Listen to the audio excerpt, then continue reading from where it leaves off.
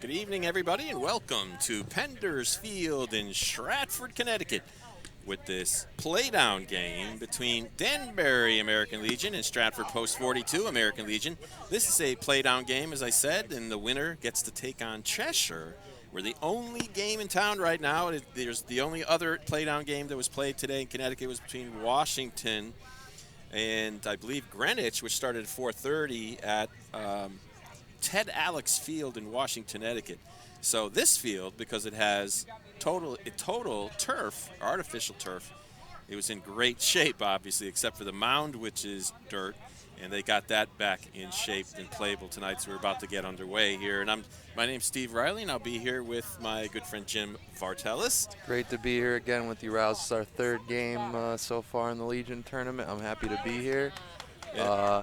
Looking at both teams, they've lost to Cheshire 2-1, so both teams competed with the winner of Pod E, so this is going to be an interesting game today. Yep, absolutely. Well, right now, stepping up for Danbury is Josh Lopez, and Jim will have the rest of the lineup in a second. On the mound for Stratford is Dylan Higgins, and the rest of the lineup for Danbury, Jim? Following Josh Lopez, who's number 13, and he is catching. We have batting second, Cody Waterbury, number 15. He's playing shortstop. Batting third, Kenny Martinez, number 20. He's playing in center field.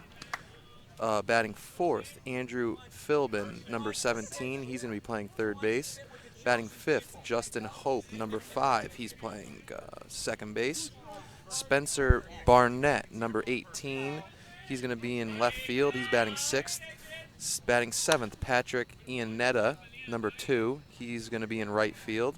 We have batting eighth, Ethan Ozaria, number 9. He's going to be playing first base for Danbury. And batting ninth is Brian Forsberg. He's number 7. He's going to be DHing. Well, there's a swing and a miss, and that's actually strike 3 after it was 1-2 to Josh Lopez. So the first batter up for Danbury goes down with a strikeout. Lining up the defense for you for the Stratford Post 42, as I said, Dylan Higgins on the mound. And behind the dish, catching the balls and strikes, will be Joe Calzone. Down there at first base, Tyler Vancho, as the first pitch comes in there for a strike to Cody Waterbury. Logan Zazima will play second base. Andrew Carlson is down there at shortstop. Dylan Kovacs is at third base. Brian Teskey in left. And there's a high fly ball to the center field, and that one is to Zach Fedak playing center field, and he makes the one-handed catch out there for the second out of the top of the first here. Out in right field is Pierce Barnum.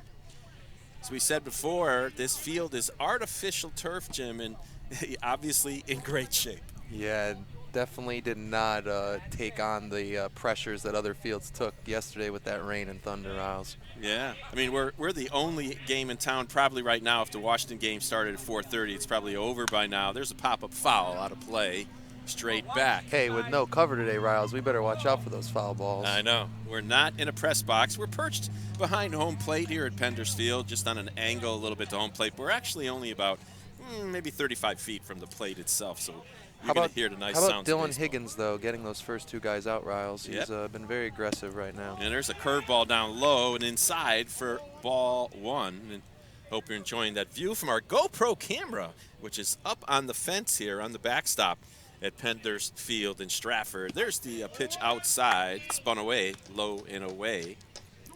So it's 2 balls and 1 strikes now to the third batter for Danbury. Kenny Martinez, the center fielder. And Higgins looks in for the sign, shakes a nod, throws another curveball. That one's blooped out up the middle, and making a nice sliding catch is the second baseman, Logan Zazima. So score that one if you like to do that kind of thing at home. Sort of a soft L4 for the third out of the inning. Well, 3 up, 3 down here for Danbury in the top of the first inning. We'll be right back with Stratford's bottom of the inning after these important messages. I never realized how much the American Legion did in our community until I was overseas and my family needed help. The Legion was there, taking care of things I couldn't, and they asked nothing in return. I guess it's because they know what I'm going through. They've been here before, and when I looked into it, I discovered that there was a way for me to continue to serve my fellow veterans and my community through the American Legion. That's why I joined. The American Legion, we're a powerful force for the nation. We're patriots through and through. We believe in our flag and all that it stands for.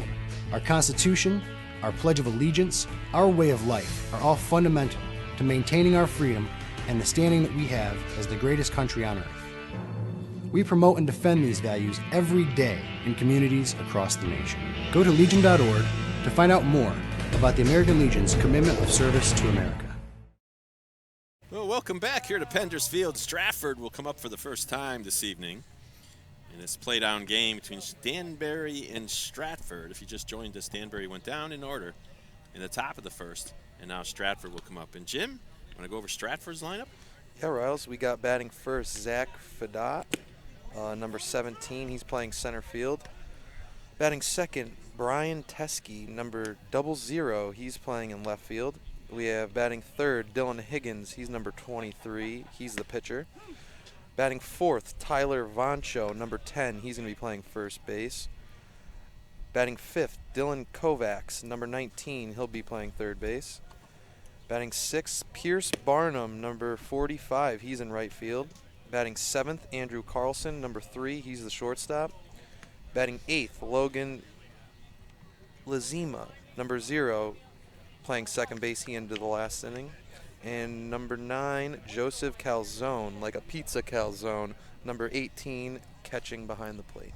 Well, on the mound today for Danbury, check that, is Mike Cunningham, and behind the dish is Josh Lopez, and Mike's ready to throw his first pitch of the evening to the left-handed hitting Lopez. It's up high for ball 1. Down there at third base is Andrew Philbin. Cody Waterbury is the shortstop, and he's playing in that hole right now back there. Justin Hope is at second. Ethan Ozoria is at first, and there's a strike to even it up at 1 ball, 1 strike. Spencer Barnett is in left field and roaming a lot of territory out there on this artificial turf is Kenny Martinez, and in right field, Pat Iannetta. And there's the ball down low. I tell you, Jim, if the ball gets between those outfielders, it's going to roll a long way out there. Oh, definitely, Riles. It's not like grass where the grass has that friction and slows the ball down. With a turf field, that ball's going to keep going. Yep, there's a chopper, slow chopper to the pitcher, and Cunningham underhands it to first. And I guess you don't have to worry about it. Yeah, I guess you don't have to worry about a bad hop on the artificial turf, and he lobs it over to Azoria, and we have the first out for Stratford on a 1-3. Yeah, noticing Cunningham's 6'2" on the roster height. He's got some height there. Yeah. And batting now is 00, Brian Teskey, the left fielder.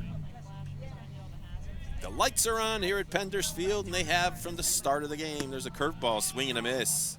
That time to Teskey. Yeah, Teskey looked a little off balance there. His right foot was almost in the other batter's box right there, Riles. Yep. Hope you like our GoPro image way up high for a ball. And our GoPro image showing the entire field here at Penders Field, and that camera's right behind home plate, I'd say about 9 feet up high, maybe 10. There's a strike, low and in. Teskey didn't like it. He doesn't get a vote, though. So home plate umpire emphatically calls it a strike. And here's the even pitch. And there's a chopper foul right back. Almost knocked down our crowd mic. And almost banged right in him. So there's 2 strikes now to Teskey. As we said, we're the only game being played now in Connecticut if that Washington game ended. That started at 4:30, Washington Greenwich in another playdown game. The winner of this game will play Cheshire, swing and a miss up high, and Cunningham has his first strikeout. And that's going to bring up Dylan Higgins, the pitcher. Can't wear metal cleats at this field, Jim, so they all have to wear plastic cleats. And definitely a little change up from what you normally have to play on. Yeah, unless you're the pitcher, you could really run around with sneakers. There's strike 1. Good hard fastball right on the outside part of the plate. Yeah, definitely pitching him away right there, Riles. Yeah. Cunningham jiggles that ball around in his glove and now winds and deals. There's a high fly to left field. That's a good hit, but it's going to slow down in this humid air. And that's the end of the inning. So both teams in this first inning here at Penders Field go down 1-2-3. We'll be right back. The top of the second inning. Stay tuned for more American Legion baseball action here on SportingNewsCT.com. The American Legion, We're a powerful force for the nation. We're patriots through and through.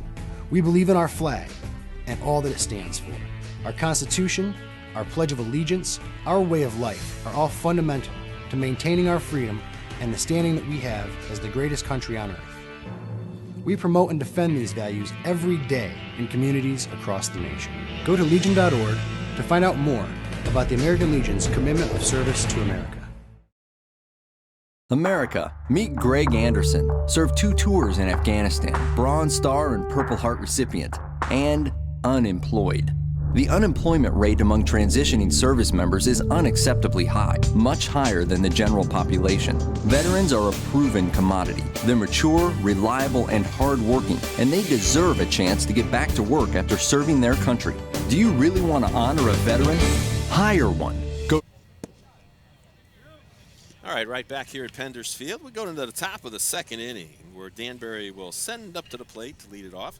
Andrew Philbin, their third baseman. You know, all day today there was a sort of a threat of rain, Jim, but it really, right now, it just seems like an entire cloud cover, and it's cool today in Connecticut, about Riles, 67 the degrees. baseball gods, it's holding off for us. We got this game in. So Unlike far. some of the other games that were postponed. All the other games were postponed across Connecticut except for Washington up there in Shepaug Valley country. Stepping in is Andrew Philbin, as we said, and on the mound, shaking his head that he likes the pitch, calls Dylan Higgins. First pitch, fastball, good one right there, right on the knees. As he kept that one low. Well, the 0-1 pitch to Higgins, who has a wide, Higgins, as Philbin has a wide stance. He fouls that one off into a little play area. That could be dangerous, though, if you have little kids over there. Oh, yeah. It's like a play area with all kinds of things to do for young kids. I forgot what they call that. There's another playground. Playground, sort of, yeah. Curveball down low. So it's 1-2. That was a good waste pitch there, Riles. Yep. You know, 0-2. Another one, there's rip foul down the left field line into the left field bullpen. Yeah, looking at the scores, Riles, you know, Stratford played in 2 close games. They were defeated by Bethel 6-5 and then lost 2-1. So both games have been 1-run games when they lost here, Stratford. When they lost. So when they won and lost. They won and lost. There's that wide stance by Philbin, and there's the pitch, and he's sort of a check swing, but it gets enough on it to get out into center field for the first hit of the game. Well, that's what Danbury's going to need to do, Riles. They're going to have to get guys on and put the pressure on. Danbury playing in Zone 5, and I think Stratford, if I'm not mistaken, plays in Zone 5 as well. So these two teams must see each other. I'm not sure. I got to check on Stratford, but I do know that Danbury's in Zone 5. Been so for a number of years. Getting the leadoff guy on here, that's huge. Yep. Brings up Justin Hope. And there's the first pitch strike right at the knees by Higgins, who kicked high on that one. Well, they got out, gentlemen from Stratford got out here earlier this evening, and they fixed the mound. Without their work, it would not have been ready. There's a throw over to first, getting back rather easily is Andrew Philbin. Well, Cheshire can sit back and wait to see who they play tomorrow. And all the other games are pushed back, and I'm not sure if they're going to play. See, the other games are not being played, so they have to play on Thursday. The other games are being played tomorrow, so I wonder if they're going to make Cheshire play tomorrow, and I think they are, if I'm not mistaken. There's a strike.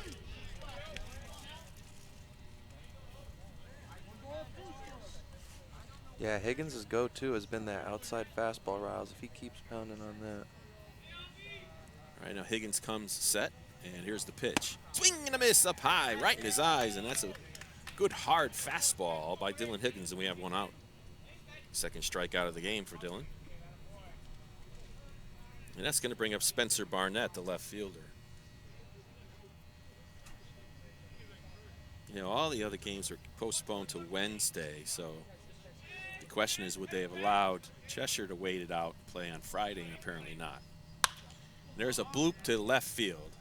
Shallow fly ball up to the left fielder, and Brian Teskey snags it in for the second out.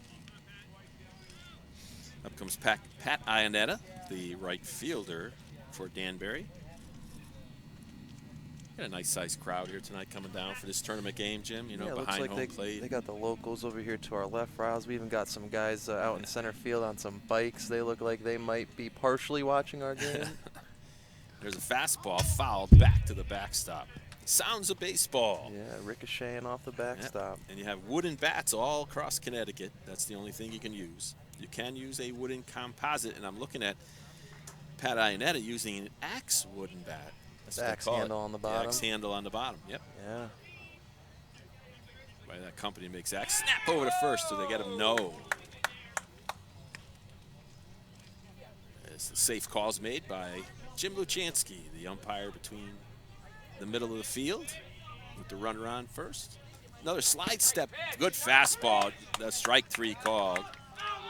It's a delayed steal. They didn't throw it down. So a stolen base by Philbin. They thought that was strike 3, but it wasn't. Strike 2. So a stolen base by Philbin, and he's got a runner in scoring position now for Riles. Stratford looked a little out of place there. Yeah, not knowing. It was a delayed steal. Curveball, that one's popped up, and it's going to be right behind us. It'll go out of play, and it's playing on the stands here, right near us, hitting the metal stands. Don't worry, Riles. If it comes this way, I'll catch it. Yes, you'll protect me. Yeah. I will catch it. With your hat. Yes. No hat. Well, you can see the fans have come out here at Penders Field to watch American Legion baseball. Higgins looks in, shakes off the first sign, likes the second one. And straddling off second is Andrew Philbin. Here's the pitch. High fastball. You know, I'll tell you, if Dylan Higgins looks like he has a little pop on that ball. He definitely does, Riles. Yeah. It's like he really wants to fire it in there. Philbin's ball wasn't very hard hit either. That was a little blooper up the middle. Yeah. Another fastball. This hits him right on the hand, so he's going to get down to first base. It hit him on the wrist. So looks like he's okay. So Ionetta will trot down to first, and now that'll put runners at first and second with 2 outs. Just joined us. We're in the top of the second inning. And now that we have that scoreboard feature up there that the wizard, Don Boyle, assisted us with and put it up there, the mentor Don, assisted us with the scoreboard, so trying to enhance the broadcast here from Penders Field. And Higgins kicks high and deals, hard fastball. That's right on the inside part of the plate for a strike. Hitting the batter actually doesn't really hurt them that much, Riles. Now you have a force out at all the bases. Yep. As Ellen Osorio is the batter. Swing and a miss. Took a big cut that time. Well, as you might be able to pick up on your screen, the GoPro view, you can see the way out in center field is actually a football goalpost. Hard fastball up high, and that's strike 3. And Osorio swings through it, so 2 strikeouts in this inning. And the side is retired, as they say. Well, for Danbury here in the top of the second inning, they had no runs. There was 1 hit. There were no errors. They left 2 runners on base. We'll be right back with the bottom of the second inning after this. The American Legion honors our newest generation of warriors and veterans. Please join us in supporting and recognizing their unique contributions and needs. Go to legion.org/honor veterans to find out more. Today, more than ever before, women are on the front lines of America's defense.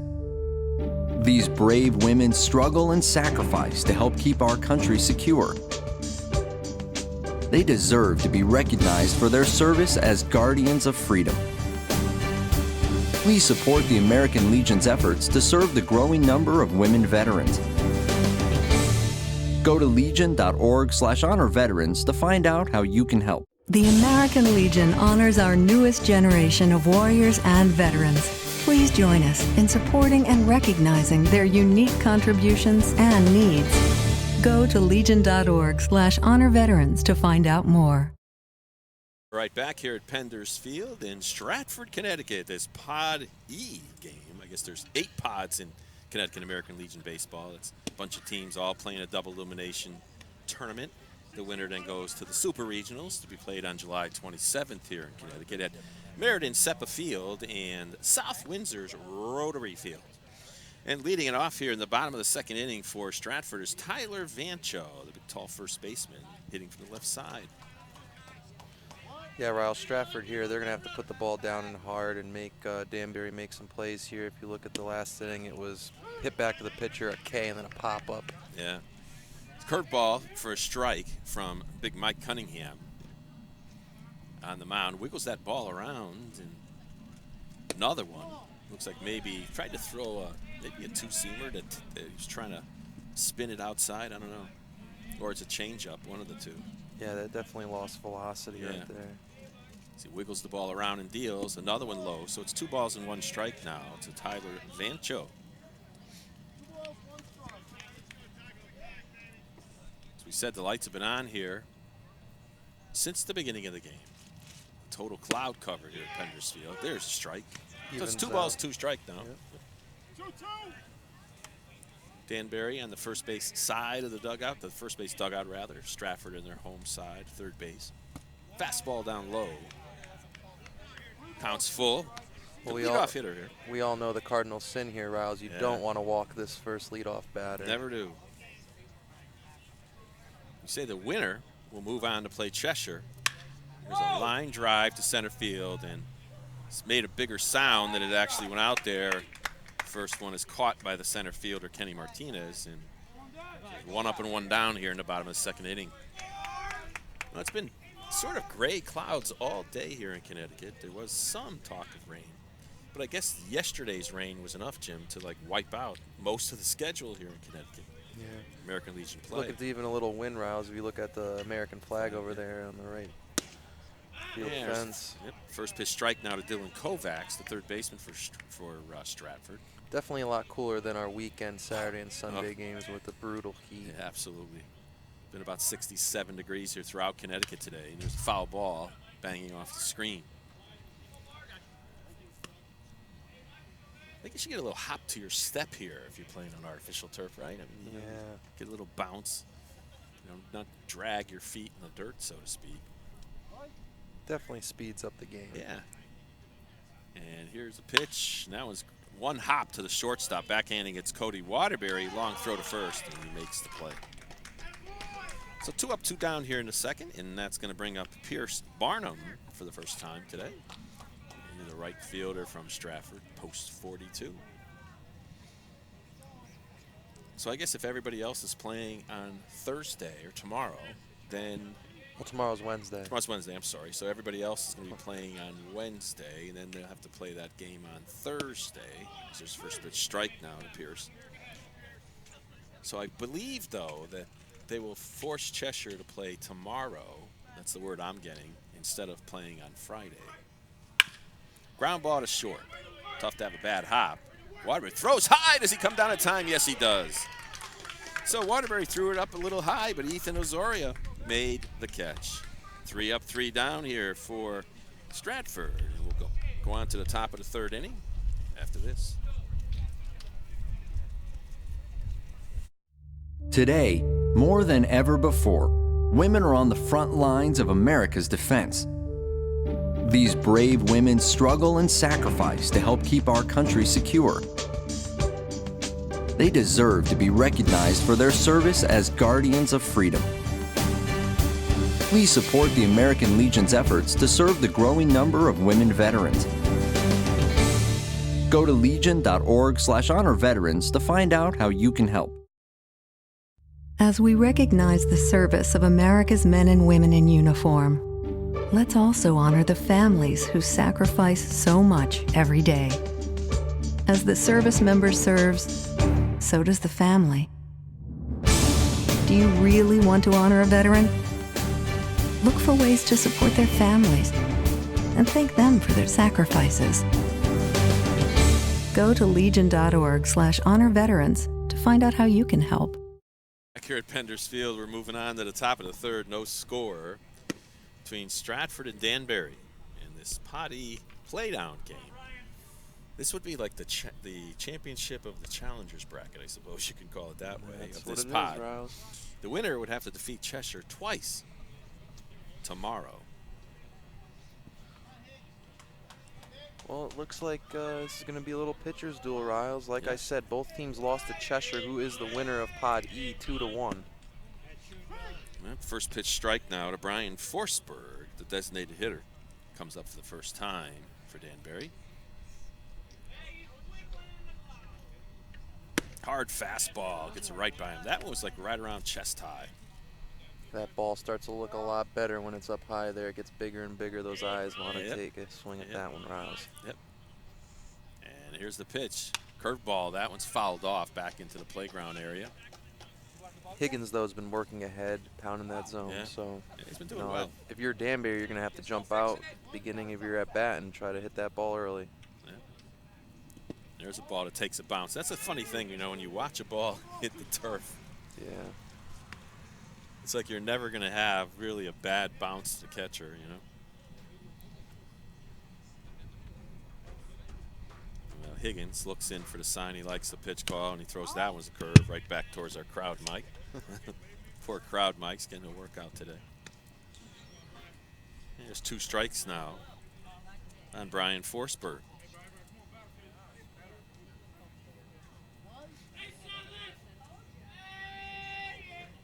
Hard fastball. There's another pop-up foul out to the playground. I'm glad there's nobody over in that playground. You can have a bunch of little kids being incoming with baseballs. You know, you need somebody there to protect them. Another fastball up high. That one's a ball, obviously. 2-2 now. Leadoff hitter here in the third, Brian Forsberg. What a perfect night, though, for baseball, Riles. Oh, nice cool night. For a summer, yeah. Curveball, that one's in there, strike 3. Forsberg thought it was a little inside, but he said it's inside enough. It's over the plate enough to be strike 3 called. Well, there's a lot of teams that are in the driver's seat. Cheshire, we've explained before, is one of them. Waterford in Pod A, West Hartford Pod B, Southington Pod C, Bristol in Pod D, Hamden in Pod F, Stamford in Pod G, and Naugatuck in Pod H. We've seen 2 of those teams so far, Jim. You know, Bristol and we've seen Naugatuck. Yep. Naugatuck with a great effort, shutting out Trumbull. Yeah, that one was, you know, going to Trumbull and getting those 2 runs early in the game really set the tone for that one, Riles. Yep, for that Naugatuck game. There's first pitch strike to the leadoff hitter Josh Lopez, who struck out his first time up. And Dylan Higgins moving along here. Hard fastball up high. You could see Lopez shaking his head. I ain't chasing that. Mm-hmm.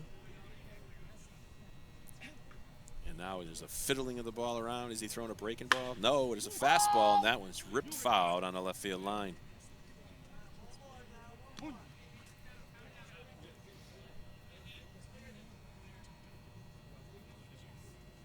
American flag over there near the, what might be, This looks like the snack shack snack over shack there. or something. Is there anybody in there? Is it open? Looks like the lights are on. The lights are on in that snack shack, D. Boyle. So maybe. Oh, did he go? And he's trying to hold him and say, yeah, I thought he did. The umpire called him out at first base. Yeah, he did. Yeah, he did go. I thought he would. So that's the 5th strikeout of the game for Dylan Higgins. Pitching very well. Cody Waterbury steps up with 2 outs.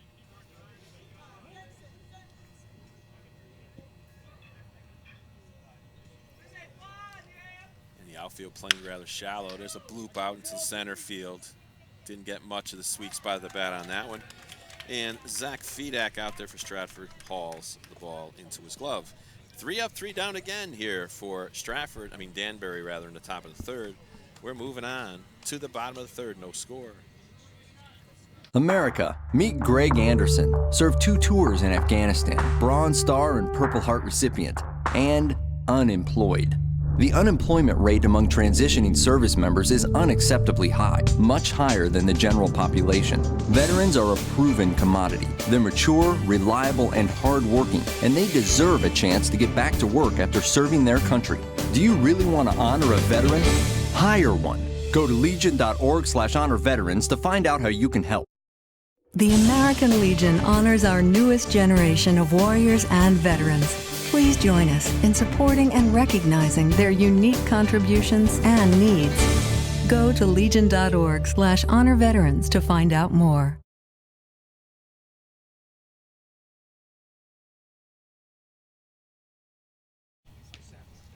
All right, back here at Penders Field, and we're going to the bottom of the 3rd now. Stratford will send up the bottom of their order. as they've gone down in order so far here today, Jim. And both pitchers doing very well. Yeah, Riles, you know, we're going to have to see if Danbury can get some base runners on. They have yet to get a guy on. I mean, Stratford. Or Stratford, yeah. Yeah. Danbury left 2 guys on in the second. Yep. There's only been 1 hit in the game so far, that by Andrew Philbin, the cleanup hitter for Danbury. And leading it off will be Andrew Carlson, the Stratford shortstop. He'll be followed by Logan Zazima, second baseman, and Joe Calzone, catcher. Yeah, Riles, you're really hoping if you're Stratford right now, you can get one of these guys, 7, 8, or 9 on to get to the top of that order and turn over your lineup. Yeah. Hopefully give the top of the order a chance to maybe hit a guy in or not. Yep. Well, I'll tell you one thing, though. What I've seen is teams that play in the playoffs in American Legion Baseball, especially when you get to the super regionals, the really 7, 8, 9 is not like you see in some high school teams that are you know, smaller high school teams. You know, usually when you get to this point, these are teams that already have played, you know, 500 ball at minimum.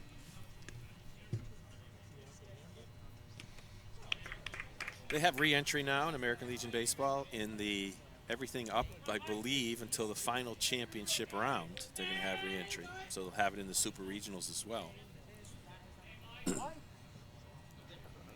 And Carlson faces Cunningham now for the first time. There's a fastball. That one's popped up, just blooping over the first baseman's head. No! And the first baseman makes a 2-handed grab.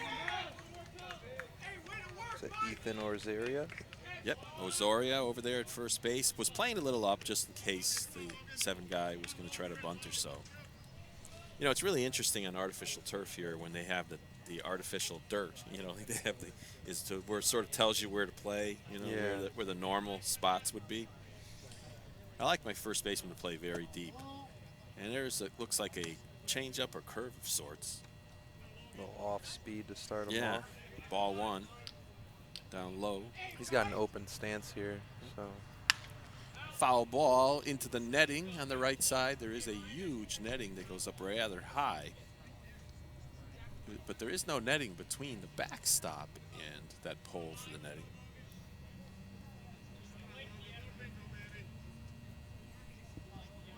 It's 1-1 now to the right-hand hitting Logan Zazima. Curveball, and that one hits the ground, so it's 2-1.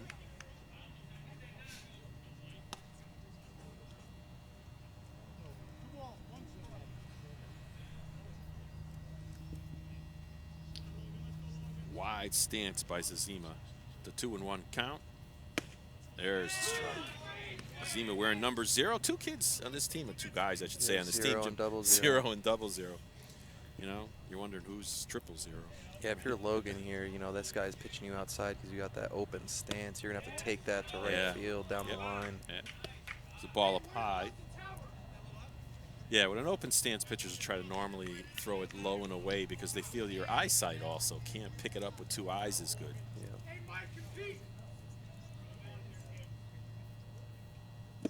There's a ball down low, and that's ball 4, Zazima. So the first base runner of the game for Stratford here with 1 out in the 3rd. No, in case unless they ground into a double play here, Wiles, we will see the top of the order. So. Yeah. Like I said, you needed one of those 3 guys to get on the turnover that lineup. Yeah, so far here today, it's sounding like the team that jumps out ahead may have a big advantage. And there's a strike. Joe Calzone.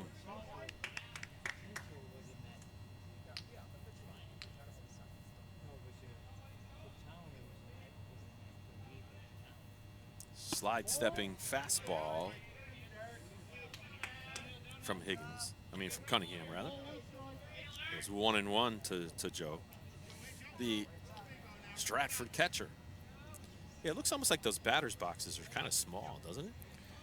Yeah, it actually does. At least it's not the pro Riles. size. Yeah, it looks kind of small, but I guess that's just our angle of looking at it, I suppose. Curveball, they're saying that one dropped. Looked a little high, maybe. You know, it looks like the catcher pulled it down just a little bit. That one hung up there.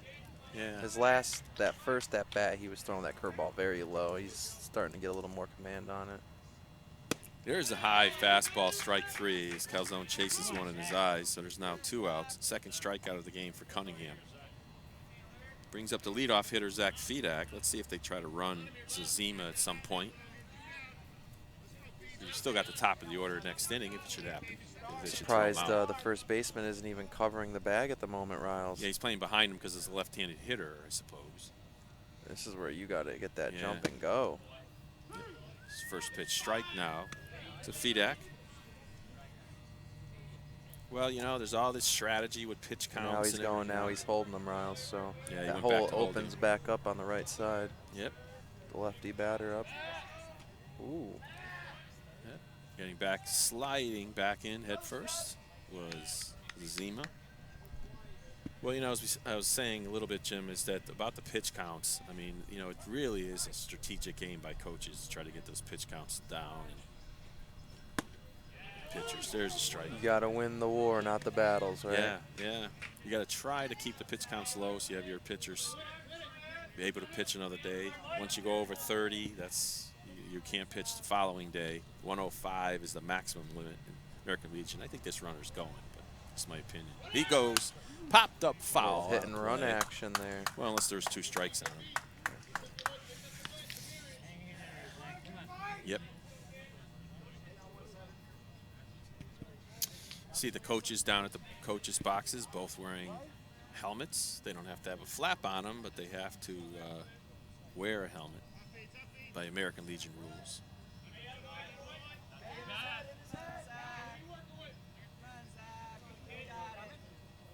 Fedak, I want to say digging in, but it's hard to dig in there. There's a fly ball to left field, and Spencer Barnett surrounds it and makes the two-handed catch to end the threat.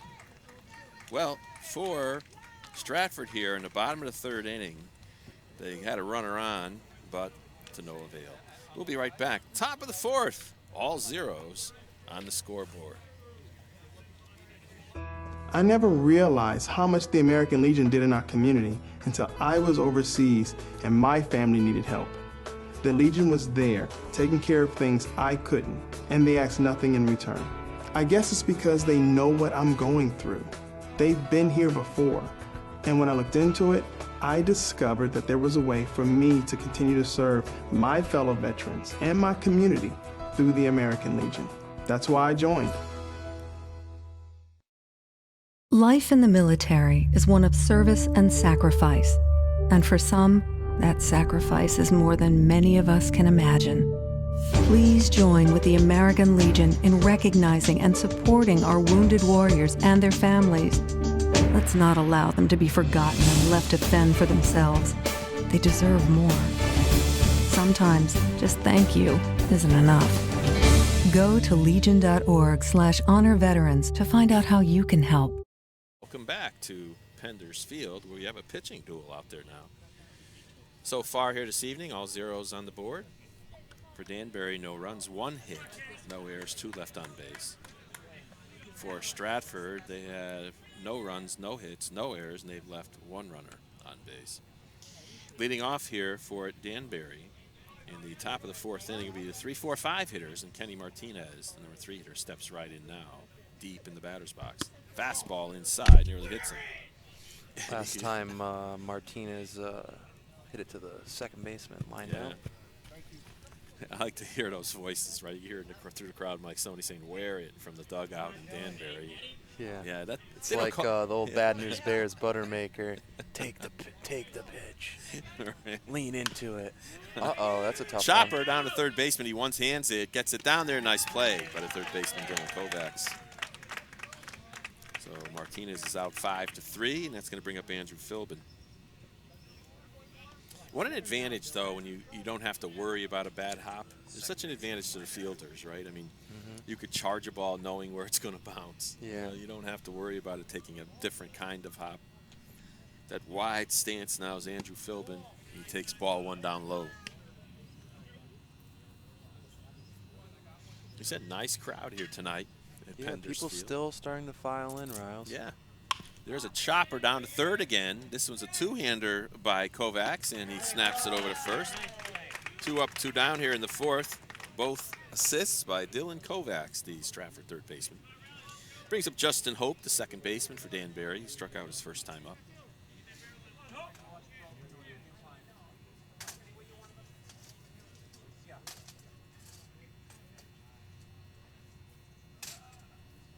There's the ball down low. Well, we got a pitcher's duel hit, Jim, and I hope our listeners and viewers, rather, are Yeah, Rouse, I'm about to send my mom the link. Tell her to tune in. Tune in, yeah.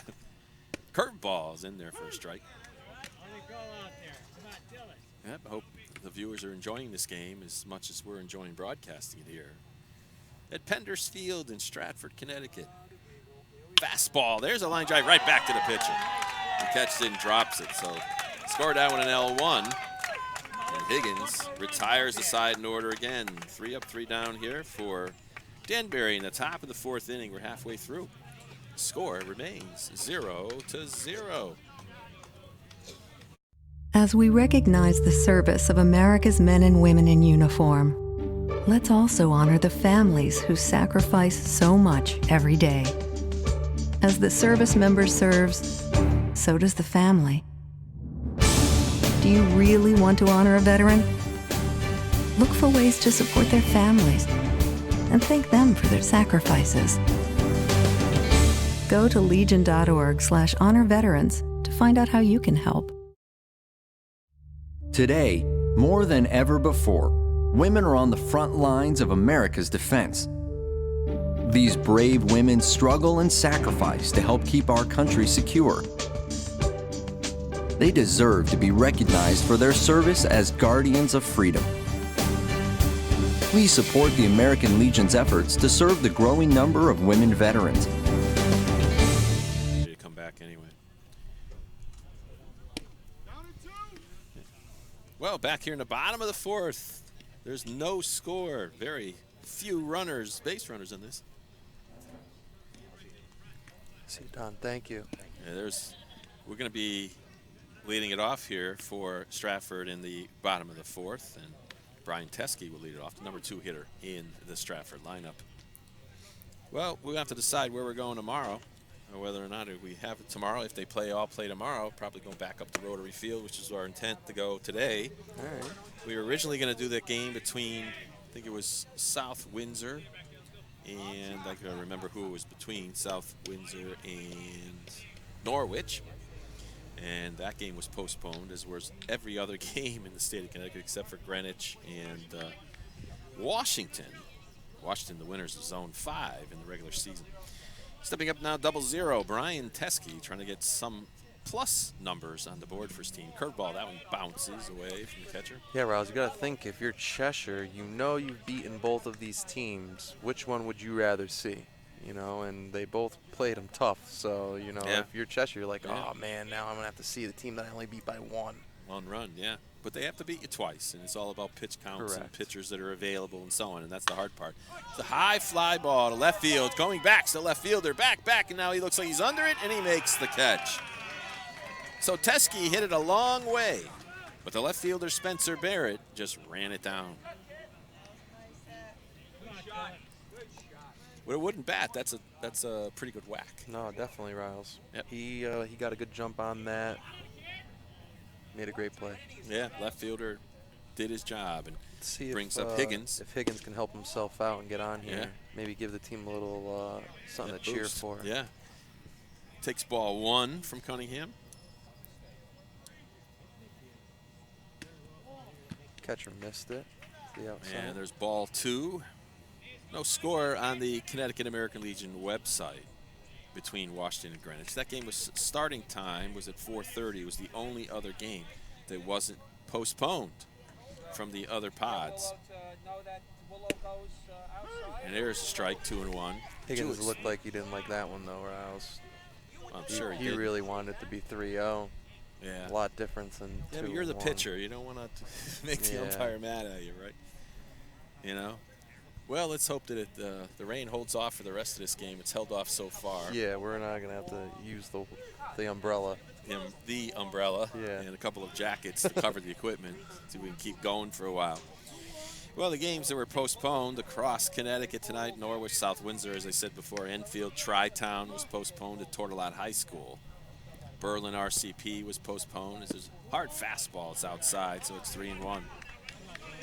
EHM was postponed their game against Jewett City, which was going to be played at Griswold High. Danbury, as they said, right here against Stratford in Pod E. Fastball fouled off. Another one that goes back there into the playground area.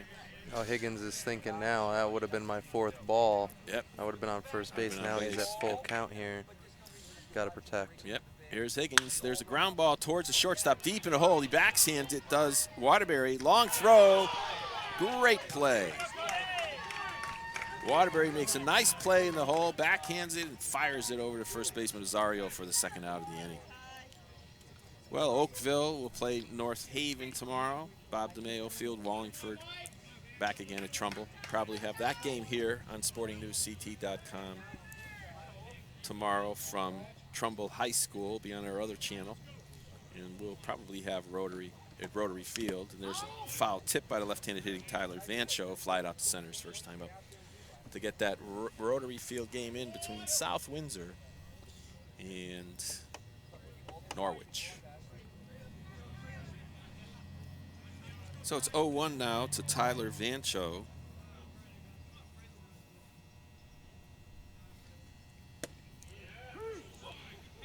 Curveball for a strike. Evens it out 1-1. Vancho takes a deep breath and steps back in. You know, the only base runner Stratford's had today was based on a walk. And there's a ball outside. Yeah, the big righty, Michael Cunningham, is definitely pounding that zone, keeping guys off the bases.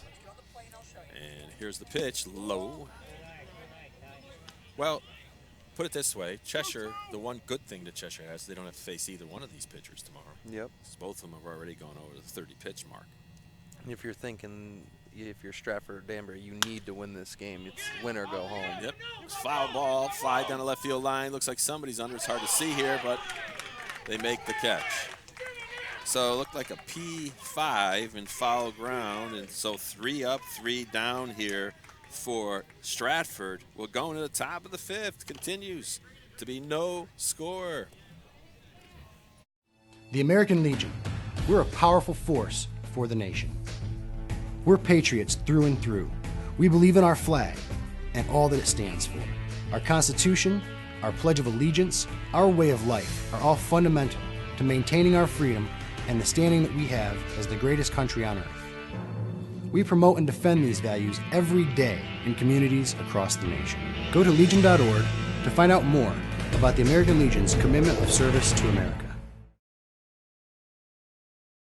America, meet Greg Anderson, served 2 tours in Afghanistan, Bronze Star and Purple Heart recipient, and unemployed.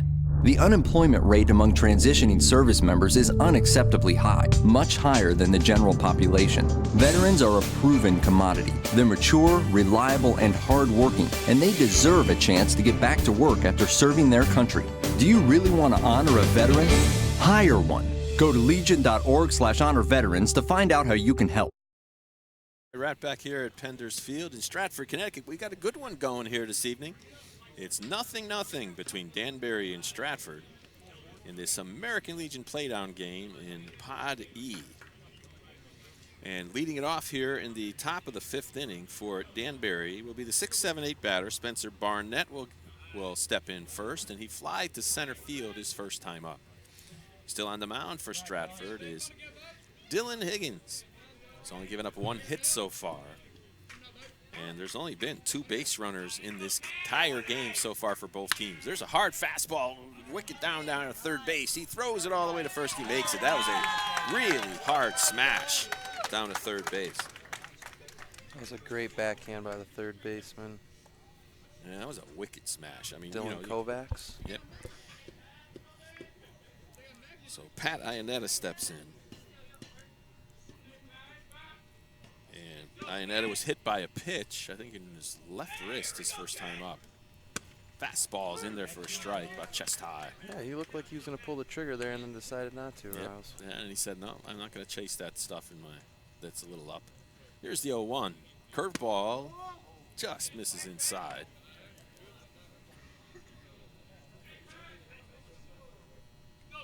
He shakes off the first pitch, shakes off another one. And now it's the 1-1 curveball low.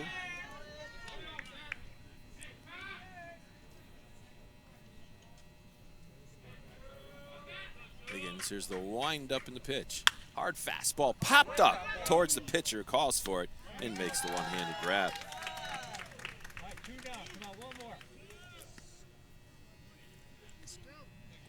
Two down here in the 5th inning, and brings up Ethan Osorio.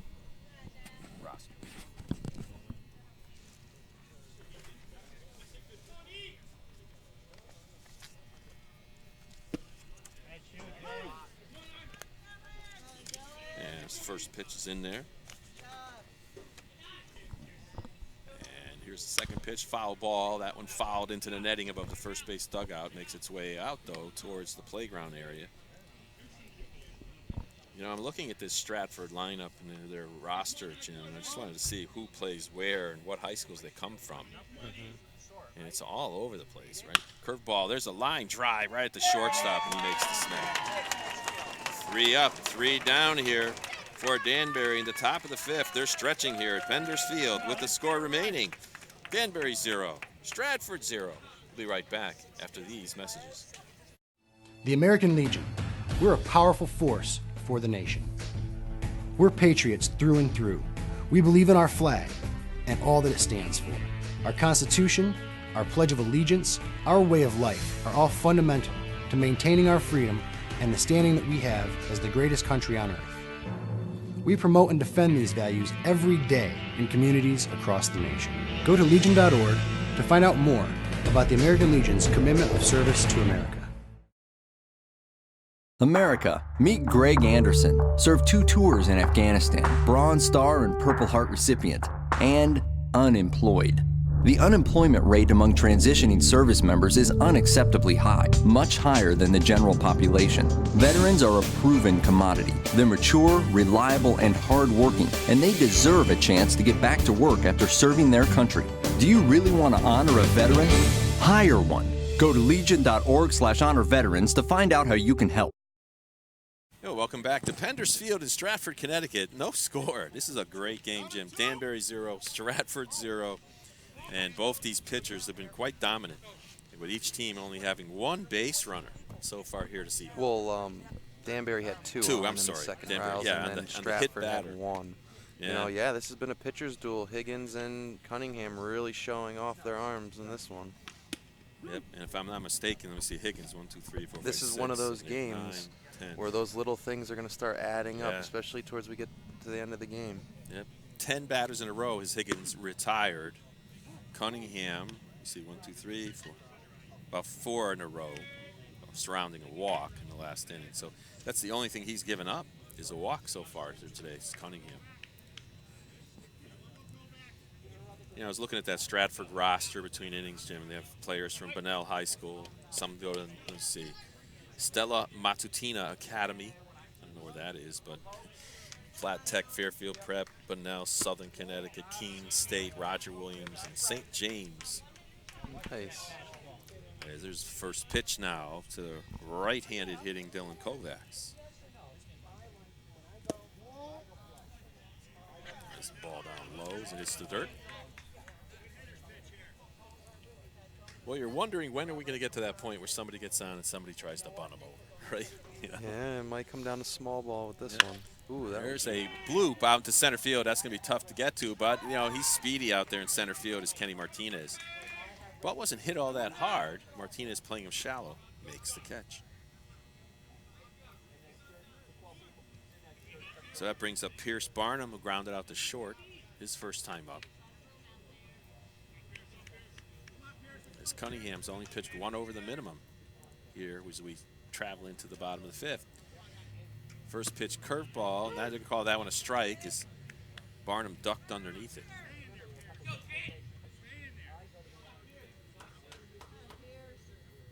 And here's the 0-1, another curveball, and this one's low and away. Well, you can your vision the screen that you're seeing right now on your computer or your cell phone or laptop or whatever you're using to see the game. There's a swing and a miss. The view is by a GoPro camera that we set up behind the Riles, plate. and Don actually showed me if we click this one down here, it actually zooms in. To the so you could actually get a little closer view. Yeah. There's a fly ball on the right field line. It's curving towards foul ground, and the catch is made by the right fielder. So with 2 up, 2 down here in the bottom of the 5th inning, as Andrew Carlson steps up for the second time. Yeah, Don was telling us that, when it gets farther into the tournament, they're going to have different camera views from the right side, the left side, and that just expands the game even more, showing different angles. Yep. We certainly try to do as much as we can here on Sporting News CT to bring you all of American Legion baseball. There's a high fastball to the right-handed hitting Andrew Carlson, the shortstop for Stratford. I remember one game we did a few years back where we had cell phones at different spots, and we actually had the software that worked and that allowed the different camera angles to be clicked between cell phone to cell phone back to our feed. And it's just amazing what they're able to do now with this technology. Yeah, Riles, it's unbelievable. And who would have thought we'd be here today? We were going up to South Windsor. South Windsor, I know. And here's the pitch, way up high. Ducking back is Carlson. Just trying to change his eyesight line. And usually you see the up and in and the curve away, and see if he goes and follows that, or he tries to go inside. High fastball again inside, and there's a strike. That one was a little bit lower. It made it inside. Home plate umpire setting up on the left side of the catcher. And here's the pitch. Inside, ball 4. Definitely not what you need to do there with 2 outs, Riles. Yep. Brings up Logan Zazima, who also walked his first time up, wearing number 0 for the Stratford team. 0 and 00. They have the numbers. He walked his last time up in the 2nd or 3rd inning. Yeah. Big lead at first. There's ball outside. You would think they'd have to try to get something going, somebody, right? Although Yeah, you need some kind of spark offensively here. I mean, you could look at it by saying, well, if he's out, then you're going to lead the next inning off with 8-9-1, but still, nothing's been happening in this game. You finally get a runner on. Swinging and a tip into the catcher's mitt. Maybe a little hit and run action or so on, but it's... So it's 1-1 now on Logan Zazima. Glad the home plate umpire keeps yelling out the pitch count. There's no scoreboard. No scoreboard like Muzzy Field. Yep. Curveball, that one's fouled out of play right side towards the snack shack here at Penders Field in Stratford, Connecticut. I know it looks perfect on your screen as to the ground, but that's because it's artificial turf, including artificial dirt-colored area. The only thing on that field that's not artificial is the pitcher's mound. Big lead here, Riles. Yep, fastball up high. So man, counts even. If I'm Lopez there, I'm looking at that guy going, he's getting way too much. I think he's thinking about it now. He just looked down the first base line. Yeah, but I assume, looks like he's a speedy type of player. And Cunningham, though, shakes his head a few times. The runner doesn't go, and there's a slow chopper foul towards the Stratford dugout. And Stratford's third base Staying coach will alive pick it up. there. Yeah, yeah. Fouling it off. It's the goal. Both these teams are saying we want to play tomorrow. We do not want to have our season end. Both of these teams lost to Cheshire by only 1 run. They want to get that extra crack, but they'll have to beat them twice in order to move on to the Super Regionals. And here's the pitch. Curveball, pop foul the other way. Hits the light pole up above and bounces back into play. Yeah. Like you said the other day, Riles, now this is where the pitcher starts to get frustrated. This batter's fouling off pitches. Yep. Yeah. It's tougher and tougher to throw more strikes. Yep. Usually those foul balls favor the batter sooner or later. There are 2 bulbs out on that right stanchion here behind home plate. And there's 1 out and the left 1 bulb out in the left center field. Fastball is outside. Now the runner will be going, I believe, counts full. No, it's 2-2 rather, sorry. 3-2 rather. Yep, now he corrects it. This is where if you're the pitcher, you got to do first. You just have a move here. You got to know he's going. Swing and a miss, strike 3. Cunningham got him as Zazima goes down, swinging. So for Stratford here in the bottom of the 5th inning, no runs, no hits, no errors. 1 runner left on base. Both teams have left 2 runners on base. We're going to the top of the 6th. We've got a good one here at Penders Field. 0-0 between Danbury and Stratford. I never realized how much the American Legion did in our community until I was overseas and my family needed help. The Legion was there, taking care of things I couldn't, and they asked nothing in return. I guess it's because they know what I'm going through. They've been here before, and when I looked into it, I discovered that there was a way for me to continue to serve my fellow veterans and my community through the American Legion. That's why I joined. The American Legion, we're a powerful force for the nation. We're patriots through and through. We believe in our flag and all that it stands for. Our Constitution, our Pledge of Allegiance, our way of life are all fundamental to maintaining our freedom and the standing that we have as the greatest country on earth. We promote and defend these values every day in communities across the nation. Go to legion.org to find out more about the American Legion's commitment of service to America. America, meet Greg Anderson, served 2 tours in Afghanistan, Bronze Star and Purple Heart recipient, and unemployed. The unemployment rate among transitioning service members is unacceptably high, much higher than the general population. Veterans are a proven commodity. They're mature, reliable, and hardworking, and they deserve a chance to get back to work after serving their country. Do you really want to honor a veteran?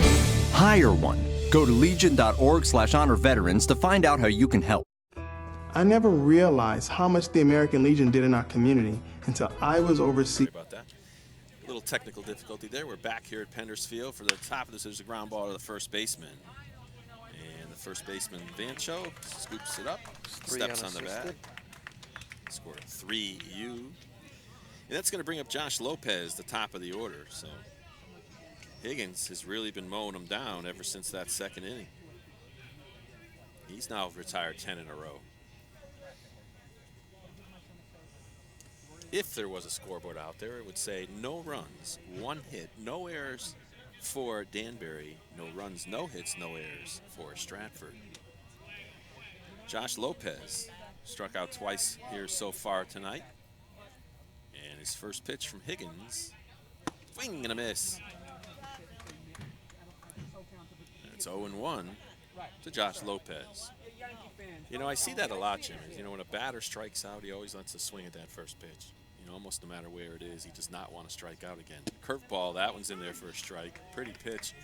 Yeah. Inside part of the plate. When you're frustrated, you start swinging at anything. You know, you just got to be patient as a hitter. Yep. And the 0-1 curveball is inside.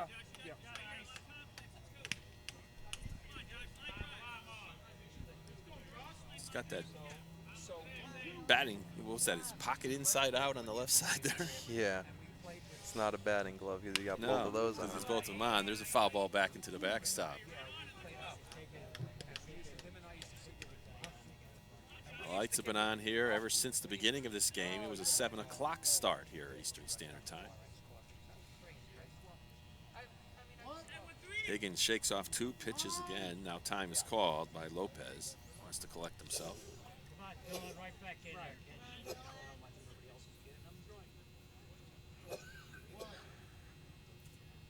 And here's the pitch. Curveball low. So it's 2-2 now to Josh Lopez.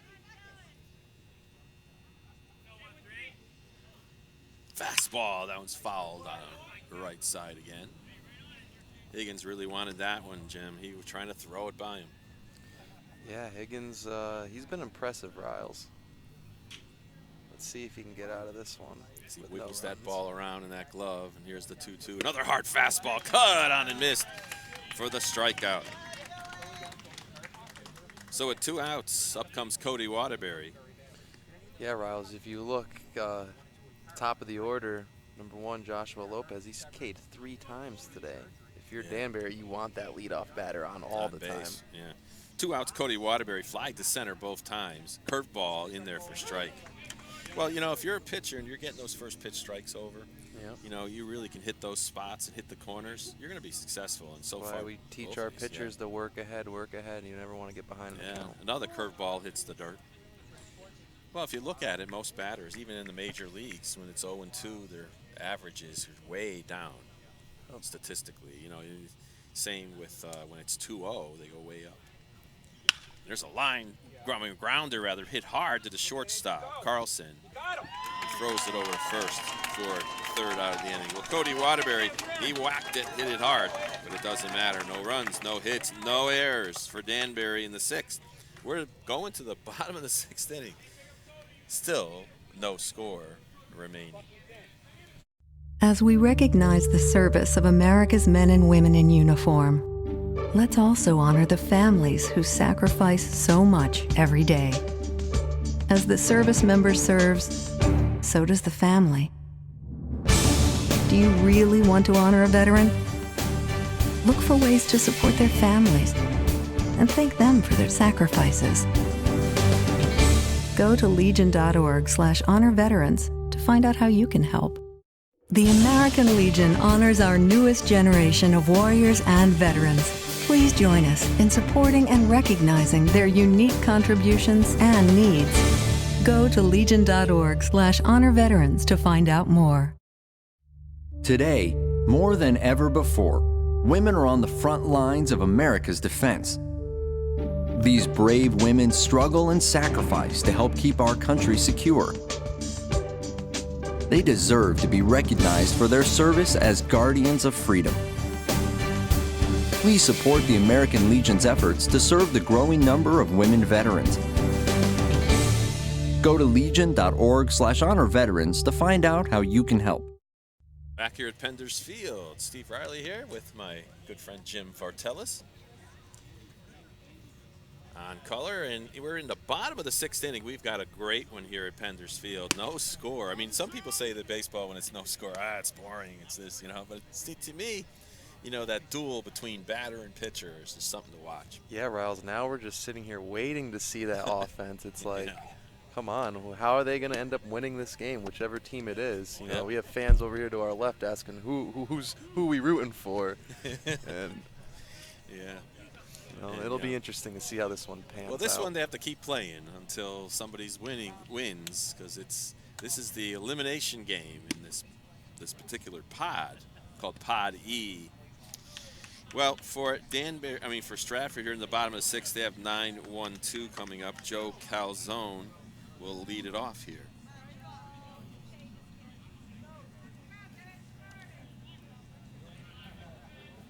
If you're Stratford here, you need to be aggressive. Time's starting to click, and you gotta get guys on. Yeah, Cunningham gets that first pitch fastball in there. So far today, Cunningham's had 3 strikeouts. He's walked 2, hit none. But the all-important no score is what matters. There's a foul ball on the right field, whacks off a pole. Ooh, ricocheted back to the first baseman. He caught it. He caught it in the air. Yeah. Something you don't see. Well, you go to any baseball game, there's always something different that you see, Jim, that you didn't see before. No matter how many games I've watched, there's always something crazy that happens in a game. Curveball, that one chops off the middle of home plate, rolls down to third baseline, and foul. Oof, that was almost like a bunt. Yeah, bounced off the middle of the plate, too, so it had a funny sound to it. Well, look what we saw the other day in Bristol, right? The batter. The plate. The batter who... forgot what he did, but then he immediately started doing push-ups. He got hit in the leg. Oh, he got hit in the leg. I think it was Ramirez, or no, who was it? It was Hilly, the right fielder for Bristol. Got hit and then started doing push-ups. What about the EHM center fielder when he threw the bat into the net after going to the dugout and getting some pine tar? Pine tar.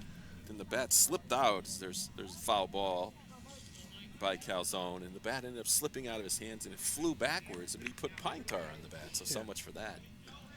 Return that batch of pine tar.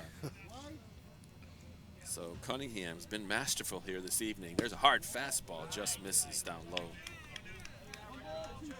1 ball, 2 strikes to the catcher from Stratford, Joe Calzone.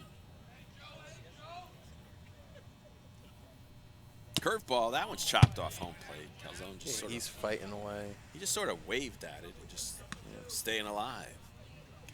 The count remains at 1-2 to Joe. Out there in right field, you can see on your screen the Stratford High football stands out there in right field. So that's a long, long way away from here. Curveball's foul down the right field line. If that ball gets into a gap, it can roll forever. Yeah, we have yet to see an extra base. Only one single in the entire game. Yep. Certainly what you call a pitcher's duel. Here's the pitch. Misses low, 2-2. Cunningham still continuing to work outside, Yeah. Well, you know, this number 9 guy, he's the guy that wants to keep fighting and fighting, and it favors that guy if he can stay alive. Low, and the count is full. Way to work back from 1-2 there. This is going to be yeah. a huge walk for Stratford if they get the 9 batter on, turning it over to the top of the order. Yep, then you got to imagine if they do have a pinch runner, they might, because you have re-entry now in American Legion Baseball up to the final 3 championship series. Took something off that one. It's hit out to left center to see if he drops in, but the center fielder comes running in and gets it. And his hat even fell off there. Yeah. The speedy Kenny Martinez covers a lot of ground out there, and he chased that one down. I didn't think it was hit that hard. I thought it was going to drop, but, you know, with the outfielders playing rather shallow, and Cunningham wins the battle. Brings up the top of the order, and Zach Fedak grounded back to the pitcher and fly to left. Fedak goes to Stratford High School. He graduated this past year.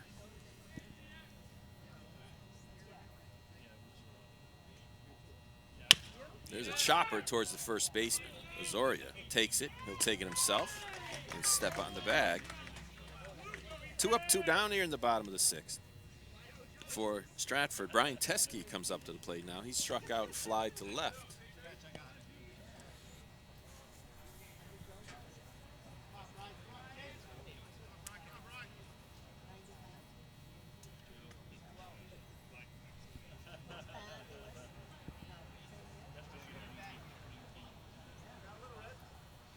And the first pitch from Cunningham. Curveball down low, hits the dirt. Cunningham a little frustrated with himself. There's Teskey.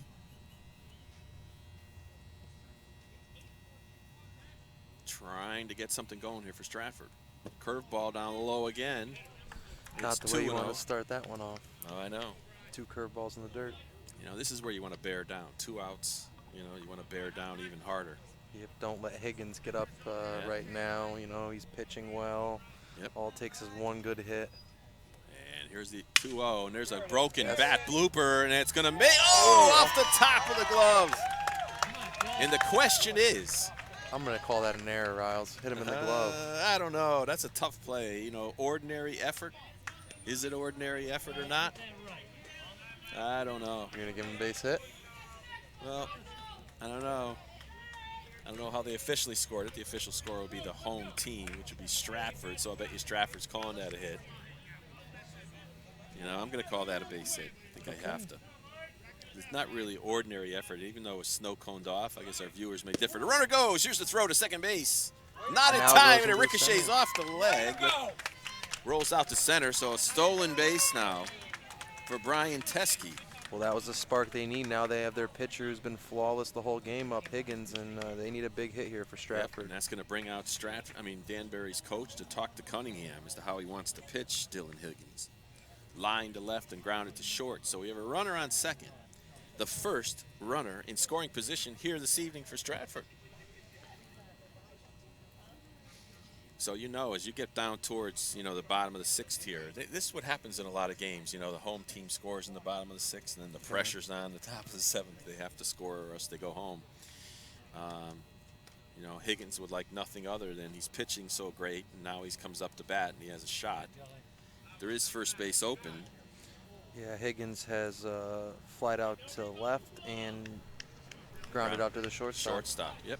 So he has put the ball in play both times. Let's see if he can find a gap here. All it takes is one. And it looks like Teskey has some speed there, showing off that stolen base on the first pitch. Yep. Cunningham bears down, looks in. he looks at the runner at second. Fastball popped up in the infield. And calling it is the catcher. And that's a tough one for the catcher to make. They say it's a foul ball. Well, that was a tough one because that time I thought the he third was in baseman. fair territory. No, it dropped The catcher foul. wasn't? That's where the ball hits his glove, I guess. They're saying it's a foul ball, and there's.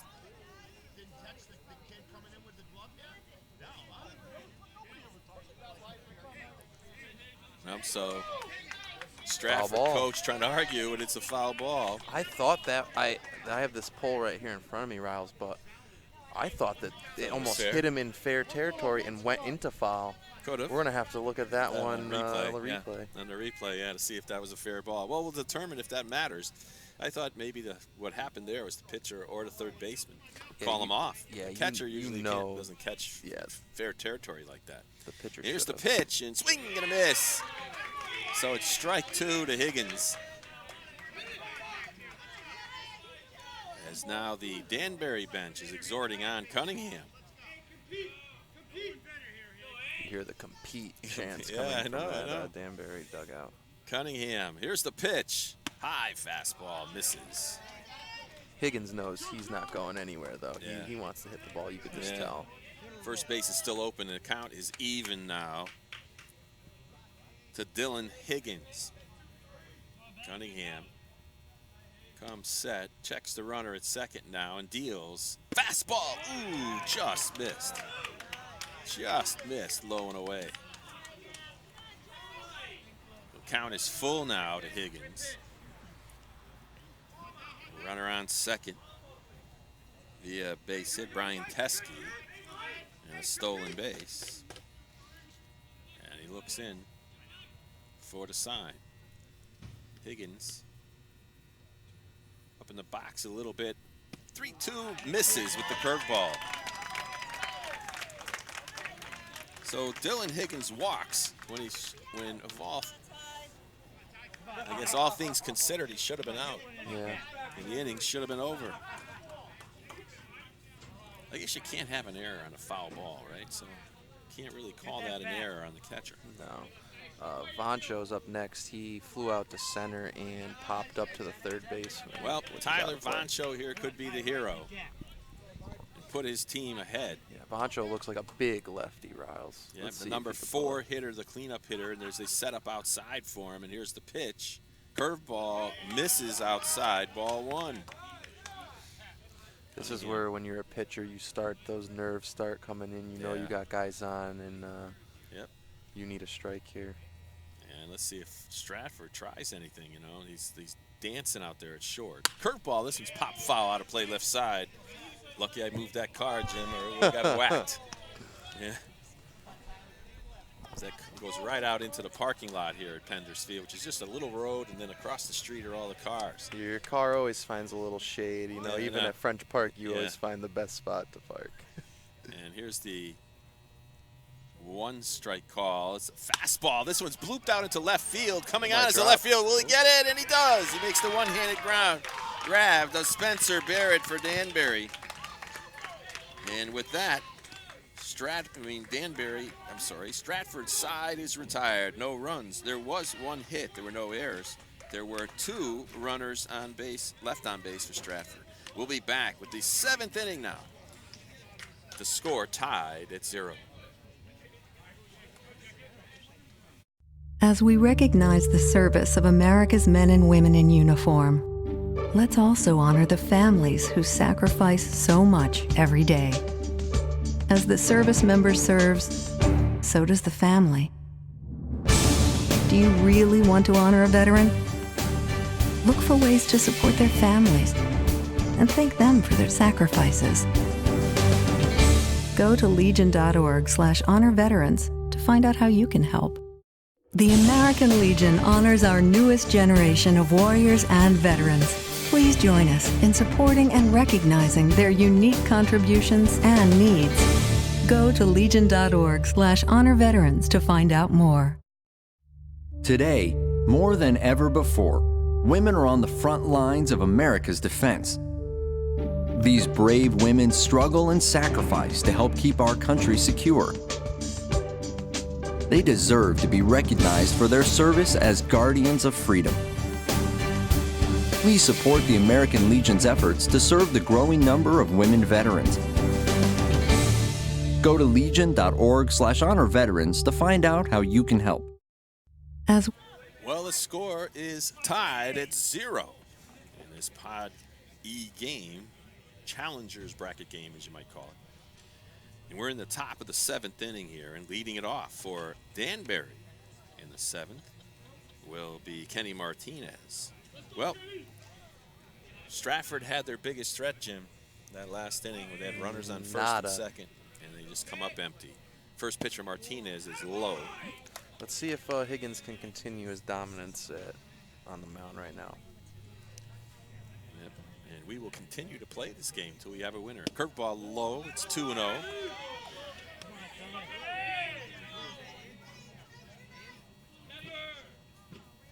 Higgins asking the umpire where that was. He thought he was asking if it was inside or low. You want to know which ones he was thinking about. Fastball in there for a strike. He did it respectfully, though. Yeah, he didn't. If you're number 20 there, Kenny Martinez, you got to know 2-0 that Higgins is getting that ball over the plate. You got to be more aggressive than that. Yep. There's a foul ball right side. And now so he evens it out. Yep. 2-2 to number 3 hitter for Danbury, Kenny Martinez, who lined to second and grounded to third.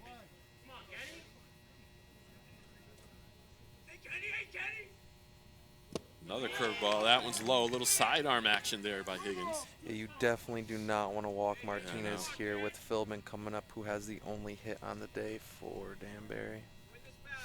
Well, then you got to wonder, are they going to bunt him over, or does Martinez steal?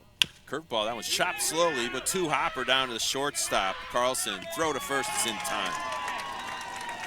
Well, the count was full. Martinez hit it somewhere, but just chopped it to short. And with this artificial turf, you get great bounces. Looks like they checked the bat. He might have shattered it. Maybe. Cracked it. Well, with one out, up comes Andrew Philbin. Philbin got the only hit, as you said, Jim, in the game and stole a base, grounded out to third base. So, with one out, he steps in. And high fastball is fouled off the backstop.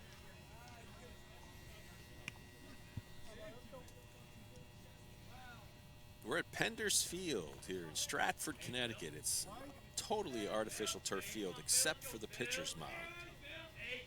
This is top 7, right, Riles? Yep, top 7. There's a strike. So strike 2 now. Right-handed hitting Philbin. I love how we have the scoreboard for our viewers, and there hasn't been a score yet. Score yet, yeah. It popped up. Higgins calls it for himself, and he makes the two-handed grab. I know. We were able, through the help of our mentor, Don Boyle, the wizard as I call him, is we were able to get a little scoreboard put up there on the screen, and we're trying to enhance the view. We're not getting that sophisticated yet to get the little base runners. Maybe by the time we get the super regionals. Yeah, I know. There's a strike.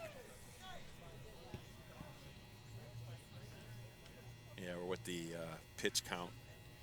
Hope in his last at bat, Cade and lined out to the pitcher. Yeah, 1-1 now to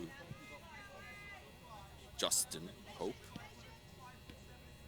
2 outs, top of the 7th, no score between Stratford and Danbury. It's been a pitcher's duel for sure. Both teams only got 1 hit. Stratford's left 4 runners on base. Danbury only 2. Not that many base runners. There's a foul ball.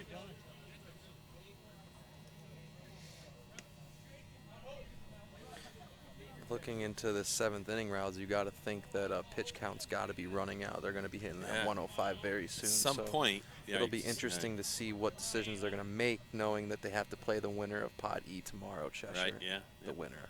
Fastball, that one's fouled away. Well, you don't have any choice. If you get to 105, that's it. I believe you could finish the batter. Yep.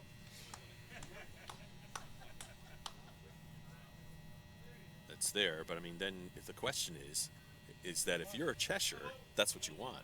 You want this game definitely to go 15 innings, right? You know, just foul ball off the backstop, ricochets back onto the playing surface. Yeah, if you're Cheshire, you want this game to go 15 innings, and you want both teams to run Use out up their their pitching. bullpen and everything like that, yeah. Yep. It'll be interesting to see if a second pitcher comes in for both teams, if after or before 30 they take out that pitcher. Take out that pitcher, yeah. Maybe even to Strike start. 3 called, and that does it. Hope just goes down looking. 7th strikeout of the evening for Dylan Higgins. We're going to the bottom of the 7th. The score remains Danbury 0, Stratford 0. I never realized how much the American Legion did in our community until I was overseas and my family needed help. The Legion was there, taking care of things I couldn't, and they asked nothing in return. I guess it's because they know what I'm going through. They've been here before, and when I looked into it, I discovered that there was a way for me to continue to serve my fellow veterans and my community through the American Legion. That's why I joined. The American Legion, we're a powerful force for the nation. We're patriots through and through. We believe in our flag and all that it stands for. Our Constitution, our Pledge of Allegiance, our way of life are all fundamental to maintaining our freedom and the standing that we have as the greatest country on earth. We promote and defend these values every day in communities across the nation. Go to legion.org to find out more about the American Legion's commitment of service to America. America, meet Greg Anderson, served 2 tours in Afghanistan, Bronze Star and Purple Heart recipient, and unemployed. The unemployment rate among transitioning service members is unacceptably high. Back on. Well, sorry about that technical little glitch there, but we're now moving to the bottom of the 7th inning. Stratford is going to send up Dylan Kovacs, Pierce Barnum, and Andrew Carlson. Both these teams really fighting to stay alive in this American Legion tournament. The Super Regionals will begin on July 27th, Saturday. And there may be a game tomorrow. I think they're going to tell Cheshire you have to play tomorrow versus have that extra day, which everybody else will have an extra day. I believe they told the Stratford coach before the game that he would have to play tomorrow. There won't be an extra day off for the next time. Well, there was that other game in Washington, right? So that. Yeah, the same thing probably is going to happen with them. We don't have any score yet, I don't believe. Let me check that website again. Is stepping up to the plate now is Dylan Kovacs, grounded the short fly to center. Fastball, that one's fouled off the screen. Let's see if the website shows any change in that. Nope, no score. I don't have the score here, though, but I have to try to refresh the page, so to speak. So it's 0-1 now to Dylan Kovacs, the Stratford third baseman. That was a really aggressive swing right there, Riles. Yeah, he was trying to smack it. There's a good pitch. Ooh. That one looked like it was right at the knees. I guess they called it low. Close pitch. 1 ball, 1 strike now to Kovacs. As Cunningham wiggles the ball around in his glove and delivers. Low again. 2-1.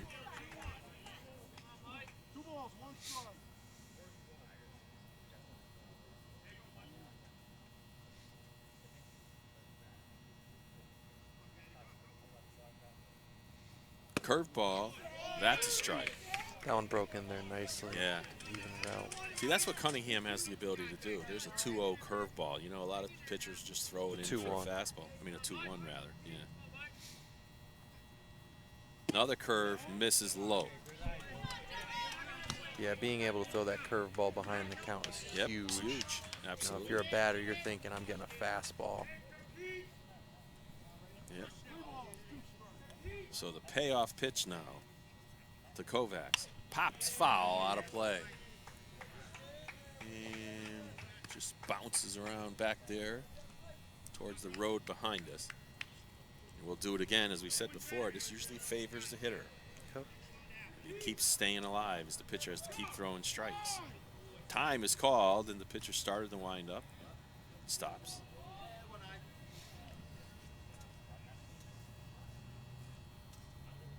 Well, if you're a hitter, at least you don't have to worry about all those giant holes that start to form in the batter's box at the end of the game. Fastball down low, it's ball 4. That one could come back to bite him, Riles. You know, you don't want to walk the leadoff batter, especially in a 0-0 game. And now that's going to bring out the coach of, that's going to be all, I believe. And that's going to be all for Mike Cunningham. But the runner is still his, so the book's not completely closed on him. We'll let you know who the next pitcher is after these important messages. I never realized how much the American Legion did in our community until I was overseas and my family needed help. The Legion was there, taking care of things I couldn't, and they asked nothing in return. I guess it's because they know what I'm going through. They've been here before, and when I looked into it, I discovered that there was a way for me to continue to serve my fellow veterans and my community through the American Legion. That's why I joined. The American Legion, we're a powerful force for the nation. We're patriots through and through. We believe in our flag and all that it stands for. Our Constitution, our Pledge of Allegiance, our way of life are all fundamental to maintaining our freedom and the standing that we have as the greatest country on earth. We promote and defend these values every day in communities across the nation. Go to legion.org to find out more about the American Legion's commitment of service to America. America, meet Greg Anderson, served 2 tours in Afghanistan, Bronze Star and Purple Heart recipient, and unemployed. The unemployment rate among transitioning service members is unacceptably high, much higher than the general population. Veterans are a proven commodity. They're mature, reliable, and hardworking, and they deserve a chance to get back to work after serving their country. Do you really want to honor a veteran? Hire one. Go to legion.org/honor veterans to find out how you can help. Well, the new pitcher for Danbury here in the bottom of the 7th inning is going to be the former third baseman, Andrew Philbin. He comes on to pitch. And the designated hitter, Brian Forsberg, enters the game to play third base. And with 1 out now, let's see what the strategy is by Stratford as Pierce Barnum steps in, grounded the short fly to right. See if he will try to drop a bunt down or will he swing away. And here's the pitch. He does square, and he takes ball 1 inside. And that play looked like they were holding the first baseman and the third baseman charged for Danbury.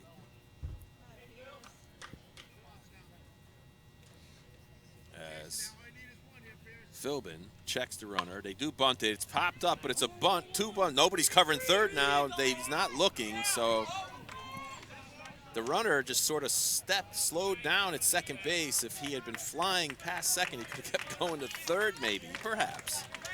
But in the end, Pierce Barnum gets it done. The sack bunt.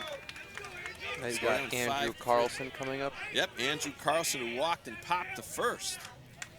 And now we're in the bottom of the 7th inning, 1 out, a runner on second, in a tie game between Stratford and Danbury. You know, all it takes is 1 hit to the outfield. Yep, the outfielders are rather shallow. The right fielder's really shallow. Yeah. First pitch fastball's outside, ball 1.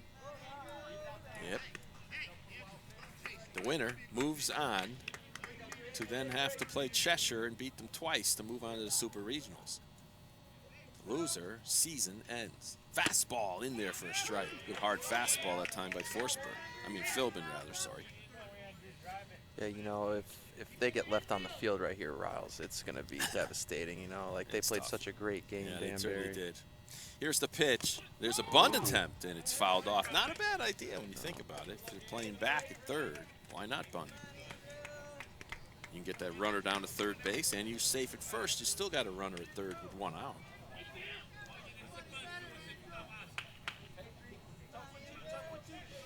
Two strikes now, though, on Andrew Carlson. Philbin comes set, kicks, and fires a fastball. That's up high, but it's fouled off into the playground area behind us. So Carlson stays alive. Popped the third and walked in this game so far. I don't know, Riles. If this goes into extra innings, I might have to go to the concession stand and get some kind of curveball way inside. We got ice, kid. You hear the old call, we got ice. Yeah, well, you don't have it on a helmet, though. Get hit in the head. They don't call it a hard ball for nothing. Yeah. You know. And now the catcher, even Lopez, the softball is very hard. Yeah, I know. All right. 2 balls, 2 strikes now. On the batter, runner at second base is Dylan Kovacs. Give Carlson Walked. some credit here. He's been battling right now with the new pitcher, Yeah. Philbin, on the mound. Time is called, and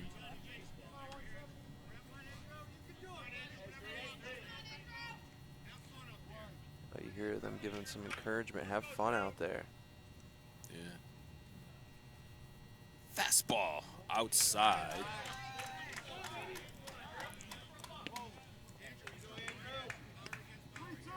As the count is full to Carlson. Well, the runner on second base, Kovacs, is still charged to Mike Cunningham. Still the pitcher of record so far. This inning's not over. Here's the fastball in there. Strike 3 called. Good hard fastball right at the knees. Carlson doesn't like it. Have to write that one in as a backwards K. Yeah.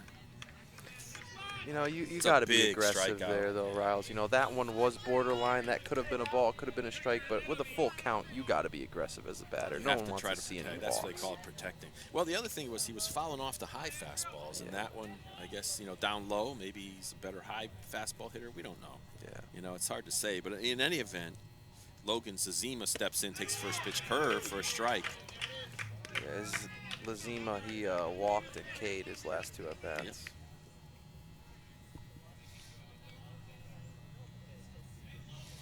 And looking in for the sign, there's have to be multiple signs with a runner on second base. And here's Philbin's delivery. Hard fastball in there. Strike 2. Emphatic call by the home plate umpires. It's now 0-2 to the number 8 hitter in the lineup, Logan Zazima.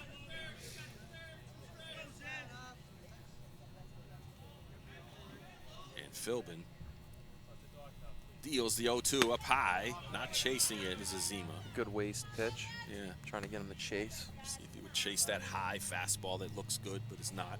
You know, it looked like Stratford had the hands on the wheels and they're about to take over, but if they can get out of this right now, Riles, you're going to go into the top of the 8th. Yep. And here's the pitch. Curveball just missed inside.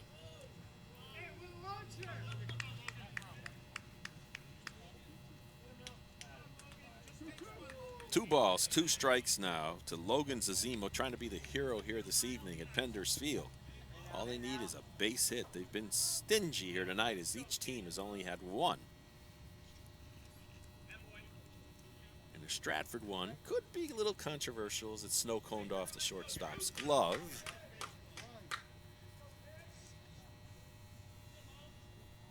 As Philbin looks in for the sign. And here's the pitch. Strike 3 called. 2 strikeouts in a row, both looking. Stratford goes down here in the bottom of the 7th. We're going to extra innings here at Penders Field in Stratford, Connecticut. The score remains Danbury 0, Stratford 0.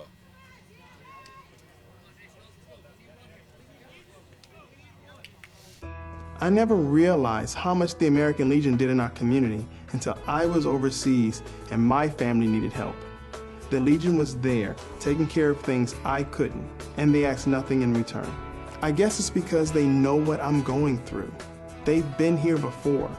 And when I looked into it, I discovered that there was a way for me to continue to serve my fellow veterans and my community through the American Legion. That's why I joined. The American Legion, we're a powerful force for the nation. We're patriots through and through. We believe in our flag and all that it stands for. Our Constitution, our Pledge of Allegiance, our way of life are all fundamental to maintaining our freedom and the standing that we have as the greatest country on earth. We promote and defend these values every day in communities across the nation. Go to legion.org to find out more about the American Legion's commitment of service to America. America, meet Greg Anderson, served 2 tours in Afghanistan, Bronze Star and Purple Heart recipient, and unemployed. The unemployment rate among transitioning service members is unacceptably high, much higher than the general population. Veterans are a proven commodity. They're mature, reliable, and hardworking, and they deserve a chance to get back to work after serving their country. Do you really want to honor a veteran? Hire one. Go to legion.org/honor veterans to find out how you can help. Well, this game was moving along, but now we're in extra innings. So we're now in the top of the 8th. Here's ball 1. It's Spencer Barnett, who's 0 for 2 on the evening. Fly to center, grounded to third. Still on the mound for Stratford is Dylan Higgins, who's only given up 1 hit, struck out 7, walked none. Hit 1 batter, though. Fastball in there for a strike.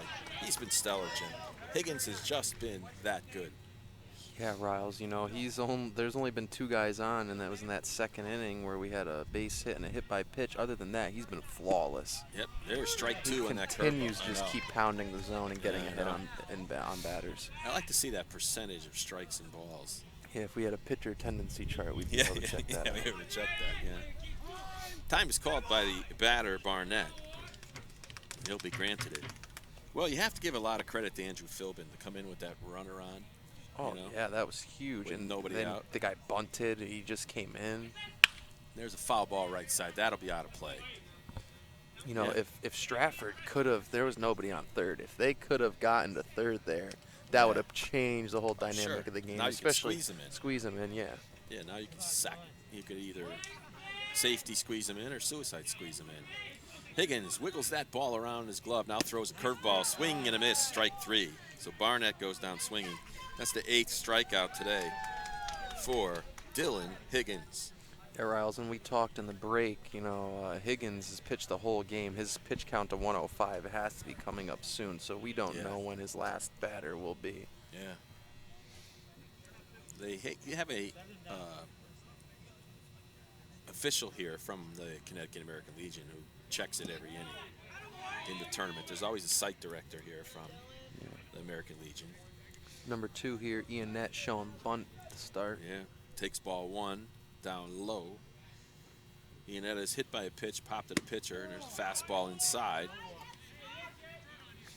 You know, if you're the batter here, you got to know Higgins is throwing a strike here.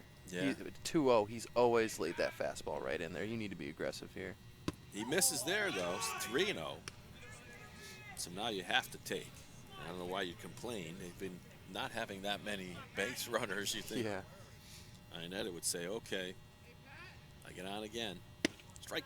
There it is, right there. 3-1. The automatic strike is our mentor Don Boyle always says they just ought to give it to him. It's like in softball, starting a slow pitch 1-1. Yeah. There's a smack to left field. Chasing it. It's the left fielder from Stratford. He makes the one-handed catch.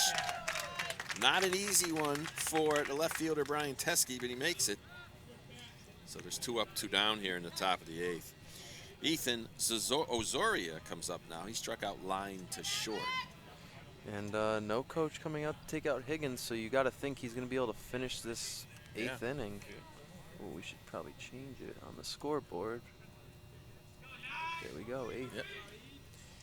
And so first pitch to Osorio is up high for a ball. I can't wait to do the score, Riles. We haven't been able to do the score. It's still 0-0. I'm going to punch it in and the game's going to be over. It'll be over. There's a strike. Good cut that time by Osorio. How about it, though? We still got all this crowd here. They're waiting to see who wins this game. Yeah, they certainly are. There is a strike. Osorio didn't think so. He just shook his head in disbelief, but it looked to me like that was right down the middle. Yeah. I don't know. And here's the 2-strike pitch to Osorio. Curveball, he cut on and missed, and that'll do it here for Danbury in the 8th inning, as that's the 9th strikeout of the evening for the Stratford pitcher, Dylan Higgins. We're going to the bottom of the 8th inning here at Penders Field in Stratford. Stay tuned for more American Legion baseball action here on SportingNewsCT.com. America, meet Greg Anderson. Served 2 tours in Afghanistan, Bronze Star and Purple Heart recipient, and unemployed. The unemployment rate among transitioning service members is unacceptably high, much higher than the general population. Veterans are a proven commodity. They're mature, reliable, and hardworking. Today, more than ever before, women are on the front lines of America's defense. These brave women struggle and sacrifice to help keep our country secure. They deserve to be recognized for their service as guardians of freedom. Please support the American Legion's efforts to serve the growing number of women veterans. Go to legion.org/honor-veterans to find out how you can help. Oh, back here at Pendas Field, still on the mound for Danbury is Andrew Philbin. Philbin struck out 2 batters in the last inning. For Danbury here this evening, no runs, 1 hit, no errors, 2 left on base. I think Danbury might have 3 runners on base now. Yes, they do. Yeah, they left 3 on, or that's Stratford rather. Stratford left 4 on so far. Danbury left on, I believe, just 2. Well, Stratford left on 5, actually. 5 now, you're right. The last inning, I forgot that one. With the walk. So if there was a scoreboard, it would say 0-1-0 for Danbury, 0-1-0 for Stratford. And leading it off here for Stratford is the bottom of the order, Joe Calzone, who's 0 for 2, struck out fly to center. He'll face Philbin for the first time. There's strike 1. Good hard fastball from Philbin. Philbin a little bit quicker than Cunningham. As time is called, this little conference between Lopez, probably to get down the signals and the signs match themselves up. Definitely don't want that confusion when you're a pitcher and a catcher. Yeah. Especially this late in the game, to make a mistake like that would be demoralizing. Absolutely. And here's the windup and the pitch. Low. It's 1-1. I always get a kick out of it when I watch, either high school or American Legion games, Jim, when the players go out to the mound, they cover their mouths with the gloves like the major leaguers do. There's the good curve. Expressing all of that emotion that you're feeling during the game. No, but what I mean is it's if somebody's going to be able to read your lips from there, like, through a TV camera or something. Yeah. You always wonder. There's 2 strikes now in Calzone, and there's the ball outside. If you're Philbin, this is a big out right here. Oh, yeah. You don't want to you got to get that 9 guy, especially the first out of an inning.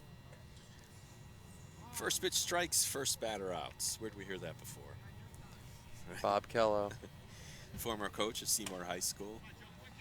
Now retired, living in Florida, Fort Myers. And here's the pitch. Fouled off into the screen. Calzone staying alive.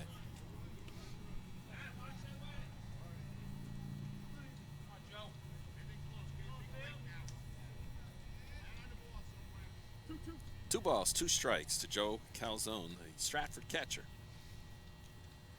As the wind is picking up here, actually blowing in from left field. There's a line drive. That could be a base hit, and it is. The number 9 hitter for Stratford here in the bottom of the 8th leads it off with a single. And that is big. Yeah, Riles, now we get the turnover, the top of the order. You got a lefty up, which opens up that right hole on the right side. You got to think they might bunt here. Yep, they certainly probably are. They have a pinch runner going over there. Let me see. Number 20 for Stratford will pinch run for Joe Calzone. With re-entry in American Legion, Calzone will likely go back in should we have a 9th inning. So that Stratford roster we got around somewhere. I think you here have it is. What number is it? Number 20 is Nicholas Gloria. Nicholas Gloria. So Nick Gloria will come on and run for Joe Calzone. Yeah, it's better off. Get your catcher in there, get his gear on, and be ready to go out there if you got to get back in. Wasn't there a famous hurricane, or an infamous, I should say, hurricane named Gloria, right? Many years ago. Hurricane Gloria. So Nick Calzone, I mean Joe Calzone rather, gets the job done with a base hit up the middle. And there's a ground ball towards first baseman. He checks the runner. He thinks about going the second first, but he doesn't. And he takes the sure out at first base. So just as good of a bunt. That 3 unassisted and brings up Brian Teskey's Gloria. Head first slides in the second base. Riles, that reminded me of a play the other day at Bristol where Bristol was just trying to get outs, and the first baseman, Ryan Green, got that. This is one where you need to get that lead runner. And, you're only getting the first out at first. Brian Teskey steps in. He's got 1 of the 2 hits. And his last at bat, actually. Yep. Fastball swing and a miss. Ooh, he chased after that high fastball there. So Stratford now, no outs, and 1 out, and a runner on second base. the two-hitter Brian Teskey, who's 1 for 3 on the evening. There's the ball down low, so it's 1-1. He struck out in the first, flied to left in the fourth, and have a little conference again here. Yep. Well, they got to get their signal straight. Now they change it when a runner on On second. Yeah, you wouldn't want them stealing the signs. Yep. You know, I noticed this this at bat 0-0 here. Teskey, he swung at that first pitch. He was aggressive. Yeah, you know, you got to be patient. You got a new pitcher in there. It's your first time seeing him at the plate. You know, wait for a pitch to hit. Well, maybe he's hungry. Yeah. He wants to go home quick. He wants to get in supper. this game. Mom, make sure supper's Like, you know what? He's going to say to himself, you know what? Well, he should have already eaten, right? If the game started at 7 p.m., but even so, nighttime snack. There's a foul ball back into the screen. The sounds of baseball, the sayings of baseball, I always say that. There's so many of them that many times just mean absolutely nothing, right? You know? Yeah. It's like when you wonder, like, what does it actually mean to tell somebody, be the man? You know? Yeah. You know? Be the man. It's so literal. Right? Here's the pitch. Fouled back into the screen. Yeah, he's seeing that ball well right now. Those are Yeah. fastballs. You got to think something off speed might be coming here. Yep. As Higgins cha-chas back to the batter's box, or the on-deck circle. Yep. Teskey steps back in, wiggled that bat around, so I'd say he looks like a confident hitter in that batter's box. No, definitely. Runner on second. Let's see if he can Is get the that pinch lumber. runner. They're bird dogging him at second, you know. There's strike 3 call. Good hard fastball down. Maybe the batter that time, Teskey, was thinking, just like you were, Jim, that he's going to throw an off-speed pitch, and Teskey didn't like it. Fooled him. Yeah, third strikeout of the evening for Andrew Philbin. Well, let's see if Higgins can be the man, Riles, because Right. he pitched great all day. If he can come out here and get a base hit. I know. Curveball that nearly hit him. And you wonder, it almost did. As that's 0-1. Higgins on the day is 0 for 2. He has walked. So it's 1-0 to Dylan Higgins, who's pitched so great here today for Stratford. Curveball, that one misses. 2-0, and there's a couple complaints there from the Danbury dugout. Not liking Yeah, even that. so, you don't want to give Higgins anything good to hit, but then again, you're going to end up pitching to Vancho, I think your 4-hitter. So what was it? In the 6th inning, it was almost the same situation Hard here, fastball. Riles. Yeah. Where there was a single, stolen base, and then Higgins actually walked, and it didn't hurt Danbury. Yeah. So they're kind of been pitching around him the last 2 at-bats. Yeah. He looks a little frustrated right now. Yeah, Higgins wants to hit.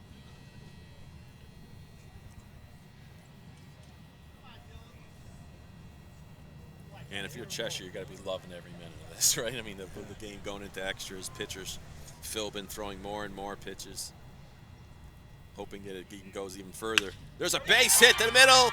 Oh no! It gets through. Here comes the throw. They're sending the runner. The ball bounces to the plate. Do they get him? Yes, they do. They sent the runner with 2 outs. They had to. The ball bounced in from the outfield. It came up the line, and the catcher, Josh Lopez, makes the tag. I'm going to mark that a single. And it goes 8-6 to, well, that ball went all the way in, right? Or did it get cut off and thrown in? No, it got cut off and thrown in. It was 8-6-3, probably. Well, that'll do it here in the bottom of the 8th inning for Stratford. They had no runs. They had 2 hits, and there was no errors, but they ended up leaving nobody on base as the runner is thrown out at home. We're going to the top of the 9th inning. The score remains tied. Danbury 0, Stratford 0. I never realized how much the American Legion did in our community until I was overseas and my family needed help. The Legion was there, taking care of things I couldn't, and they asked nothing in return. I guess it's because they know what I'm going through. They've been here before, and when I looked into it, I discovered that there was a way for me to continue to serve my fellow veterans and my community through the American Legion. That's why I joined. The American Legion, we're a powerful force for the nation. We're patriots through and through. We believe in our flag and all that it stands for. Our Constitution, our Pledge of Allegiance, our way of life are all fundamental to maintaining our freedom and the standing that we have as the greatest country on earth. We promote and defend these values every day in communities across the nation. Go to Legion.org to find out more about the American Legion's commitment of service to America. America, meet Greg Anderson, served 2 tours in Afghanistan, Bronze Star and Purple Heart recipient, and unemployed. The unemployment rate among transitioning service members is unacceptably high, much higher than the general population. Veterans are a proven commodity. They're mature, reliable, and hardworking, and they deserve a chance to get back to work after serving their country. Do you really want to honor a veteran? Hire one. Go to legion.org/honor veterans to find out how you can help. We're right back here at Penders Field in the 9th inning. Up is Ethan Osorio. I'm sorry, Brian Forsberg, and he took a first pitch strike. Now fouls one out of play down the right field line. Well, both pitchers have pitched fantastic, and add Andrew Philbin to that one. Higgins has only given up 1 hit for Stratford, struck out 9, walked none, hit 1. As now Stratford had their biggest stretch, Jim, here in the bottom of the 8th inning. And they had the runner on. Joe Calzone gets a leadoff single, and they ended up getting a single by Dylan Higgins, and the runner is thrown out at the plate. Yeah, Riles, that's really been the only play that was close to scoring so far, and it ended the bottom of the 8th. Yeah, because the outfielders play shallow, it's really rough to score from second unless you're really off and running with a huge lead. There's a fly ball to right field. It's curving towards the line. Right fielder Pierce Barnum makes the play.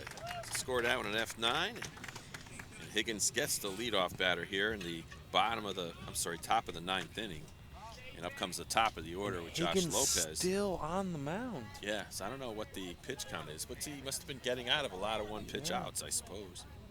You know, he still has that velocity, so yeah. If you're Danbury here, top of the order. Rare you see 105 pitches go into the 9th inning, you know. Lopez 0 for 3 with 3 Ks. He does not want that golden sombrero, as there's the first pitch down low. Fastball is grounded towards the shortstop. Carlson makes the throw. There's 2 outs. 2 up, 2 down now here in the top of the 9th inning. As Higgins is cruising along. Now, if you're coaching third base, Riles, do you give this guy like a take till you get a strike? Because Higgins has had 2 quick at-bats. Well, I don't think he would, because he's probably right up there, so it's not going to matter. He can finish the batter anyway. Swing. Yeah, the rules allow you to finish the batter, so. So the question is, I gotta believe he's not going to come out if this game should go 10 innings. He's not going to come out on the mound in the 10th. He has to reach 105 by then. And here's the whoa! There's one way up high. It was 1-1 now. To the number 2 batter in the order, Cody Waterbury. He was 0 for 3, fly to center twice, grounded to short. And there's a base hit up the middle. Haven't had many of those today. A little cheer from the Danbury dugout. Second hit of the day for Danbury. And they got a 2-out base runner. See if they run him. Looks like we have time here. Yeah, that might be it for him. He might have only been eligible to finish that batter. And let's see if he hands him the ball, and he will. So we'll be right back with more American Legion baseball action here on SportingNewsCT.com. We'll take a quick break, and we'll tell you who the new pitcher is on the flip side. As we recognize the service of America's men and women in uniform, let's also honor the families who sacrifice so much every day. As the service member serves, so does the family. Do you really want to honor a veteran? Look for ways to support their families and thank them for their sacrifices. Go to legion.org/honor veterans to find out how you can help. The American Legion honors our newest generation of warriors and veterans. Please join us in supporting and recognizing their unique contributions and needs. Go to legion.org/honor veterans to find out more. Today, more than ever before, women are on the front lines of America's defense. These brave women struggle and sacrifice to help keep our country secure. They deserve to be recognized for their service as guardians of freedom. Please support the American Legion's efforts to serve the growing number of women veterans. Go to legion.org/honor veterans to find out how you can help. The American Legion honors our newest generation of warriors and veterans. Please join us in supporting and recognizing their unique contributions and needs. Go to legion.org/honor veterans to find out more. America, meet Greg Anderson, served 2 tours in Afghanistan, Bronze Star and Purple Heart recipient, and unemployed. The unemployment rate among transitioning service members is unacceptably high, much higher than the general population. Veterans are a proven commodity. They're mature, reliable, and hardworking, and they deserve a chance to get back to work after serving their country. Do you really want to honor a veteran? Hire one. Go to legion.org/honor veterans to find out how you can help. The American Legion honors our newest generation of warriors and veterans. Please join us in supporting and recognizing their unique contributions and needs. Go to legion.org/honor veterans to find out more. Well, back here at Penders Field in Stratford, the new pitcher for Stratford is the center fielder, former center fielder, Zach Fedak, will pitch on the left side. The pitcher, Dylan Higgins, went to short as Martinez swings at the first pitch and chops it foul on the left field line. Andrew Carlson moves from shortstop to center field. Martinez is lined out to second, grounded out to third, and grounded out to short. So all 3 times put the ball in play. So let's see what they could do with one guy on. Yep. Fastball fouled out of play. The right side by Martinez. Well, for Higgins, the runner on first with 2 outs is Cody Waterbury, and that's still Higgins' responsibility. Makes it a little bit harder to steal a base now to lefty on the mound. Curveball down low for a ball.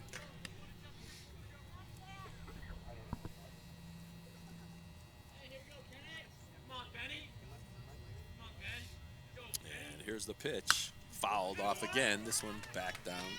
Hits a tree branch. Comes down out of play. Yeah, Rouse, that's definitely a good call by Stratford, getting a lefty in with a guy on, making it a lot harder to steal. Sure. With facing first base side. And there's another foul ball off into the playground. Back there. Well, this game started at 7 o'clock. And we're now at Major League distance, right, of a game. So we're into the 9th of a normally 7-inning game. And here's the 2-strike pitch. Curveball, did he go? They're saying he did, but first base was occupied. He left the throw to first. I mean, with 2 outs, you get the run anyway. And he does. So that's a strikeout. Scored that one 2-3 after that. So Danbury threatened with a 2-out single. With the lefty, Zach Fedak strikes out Kenny Martinez to end that threat. We're going to the bottom of the 9th inning. Score remains at 0 apiece. I never realized how much the American Legion did in our community until I was overseas and my family needed help. The Legion was there, taking care of things I couldn't, and they asked nothing in return. I guess it's because they know what I'm going through. They've been here before, and when I looked into it, I discovered that there was a way for me to continue to serve my fellow veterans and my community through the American Legion. That's why I joined. The American Legion, we're a powerful force for the nation. We're patriots through and through. We believe in our flag and all that it stands for. Our Constitution, our Pledge of Allegiance, our way of life are all fundamental to maintaining our freedom and the standing that we have as the greatest country on earth. We promote and defend these values every day in communities across the nation. Go to legion.org to find out more about the American Legion's commitment of service to America. America, meet Greg Anderson, served 2 tours in Afghanistan, Bronze Star and Purple Heart recipient, and unemployed. The unemployment rate among transitioning service members is unacceptably high, much higher than the general population. Veterans are a proven commodity. They're mature, reliable, and hardworking, and they deserve a chance to get back to work after serving their country. Do you really want to honor a veteran? Hire one. Go to legion.org/honor veterans to find out how you can help. back here at the bottom of the 9th inning we go. Leading it off here for Stratford is Tyler Van Cho. And still on the mound for Danbury's Andrew Philbin. And his first pitch is a strike. Philbin came on in relief for Mike Cunningham, who pitched great. Only gave up one hit, shutout baseball. And there's the ball outside, so it's 1-1. Higgins, the book is closed on him now. He only gave up 2 hits, struck out 9, walked none, hit 1 in his stellar performance. And the 1-1 pitch now to Van Cho. Misses outside. So it's 2-1 now. It's really, I think, Jim, I think it's really going to be the team that wants it bad. Ripped down the right field line, foul. That ball hooked. Van Cho blasted it, but just hooked it too much. Yeah, Riles, that would have been something else if he could have got that one. Look at the right fielder. He's going down to get that one, huh? Yeah, well, that's what I'm saying. I haven't seen any really, really hard hit balls. Yeah. That's probably one of the hardest hit balls. That umpire threw his hands foul, though, immediately, so there was no discrepancy there. It's definitely foul.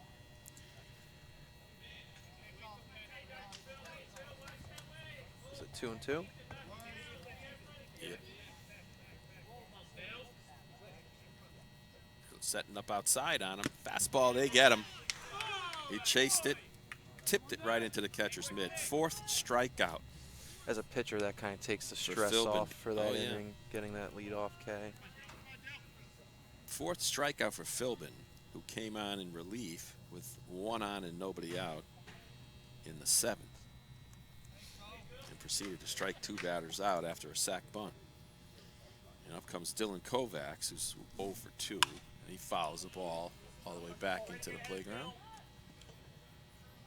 It's 0-1 now to Dylan Kovacs, who grounded short fly to center and walked and was stranded at second base. And there's another foul ball straight back.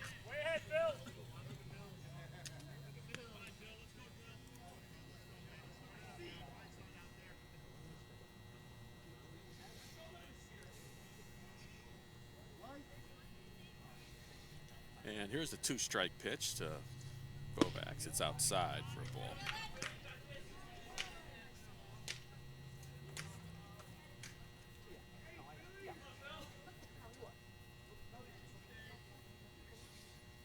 One and 2 now. Dylan Kovacs. Here's the pitch. Curveball. That one he swings and misses, but it is trapped, and they're going to call him out. Did that ball hit the dirt? I think he did scoop that up. It hits the dirt. It's an automatic trap. So I don't know why they. I thought it hit the dirt. I thought it hit the ground, but maybe it didn't. Too.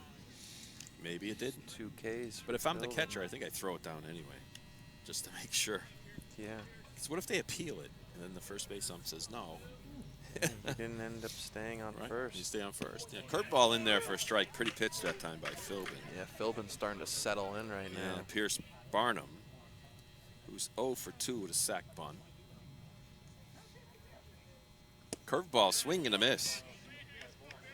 2 outs, nobody on here in the bottom of the 9th inning of a scoreless game between Danbury and Stratford.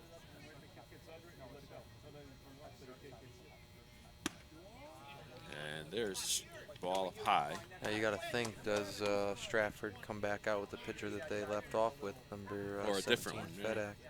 You know, maybe they just put that lefty in because there was a guy on first. I don't know, ground ball to third baseman, and Kovacs gets it and over to first, and they're saying he made the play.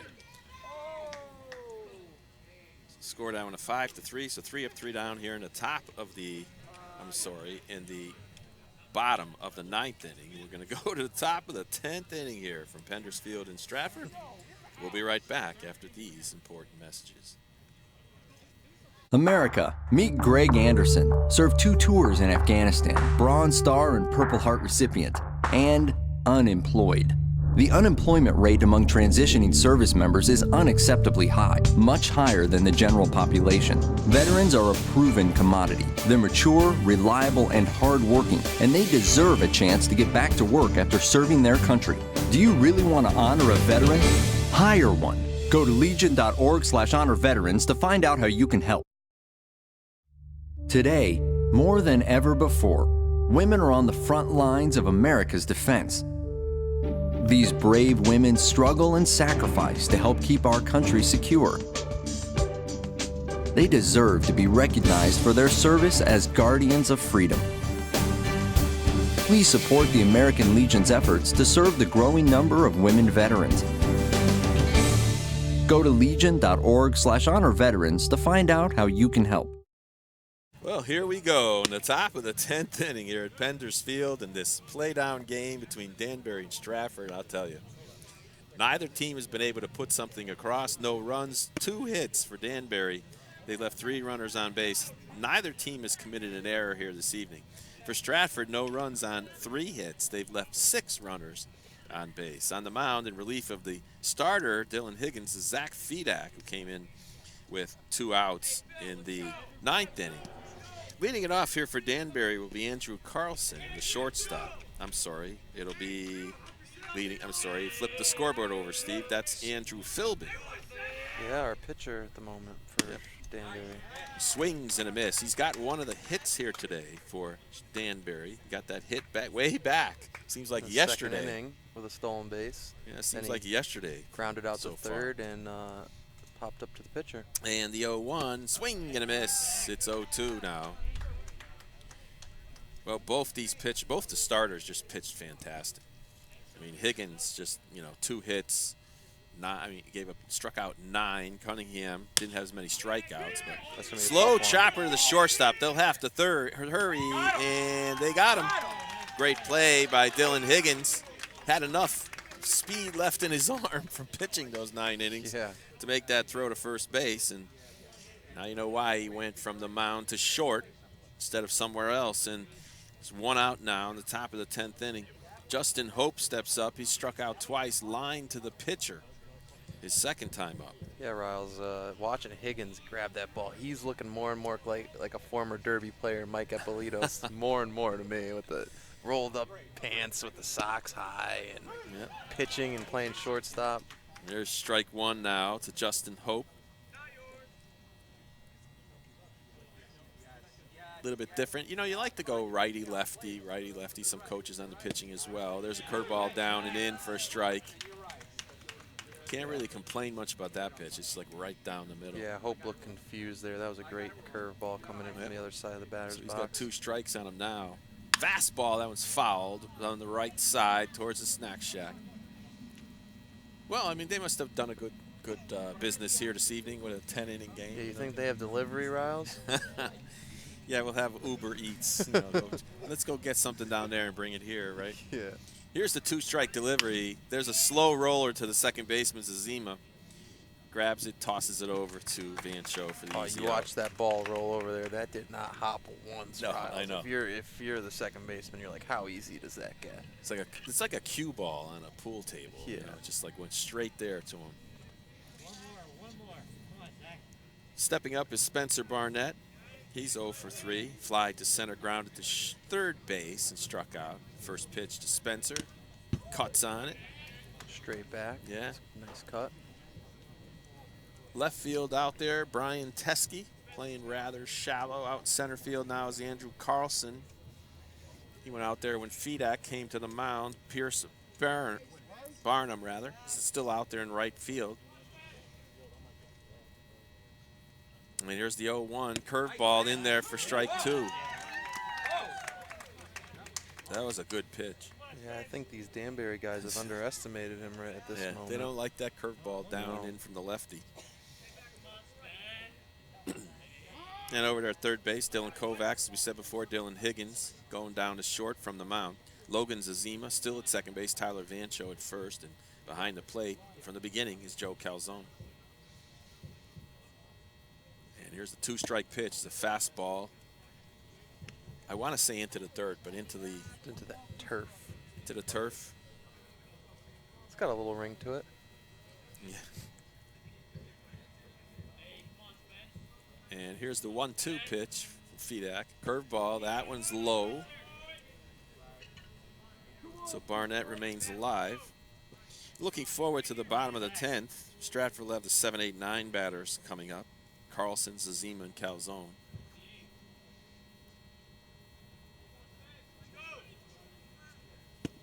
Nearly hits him. This ball's inside, so Looking it's 2 at and 2. those guys coming up, not much produced from them.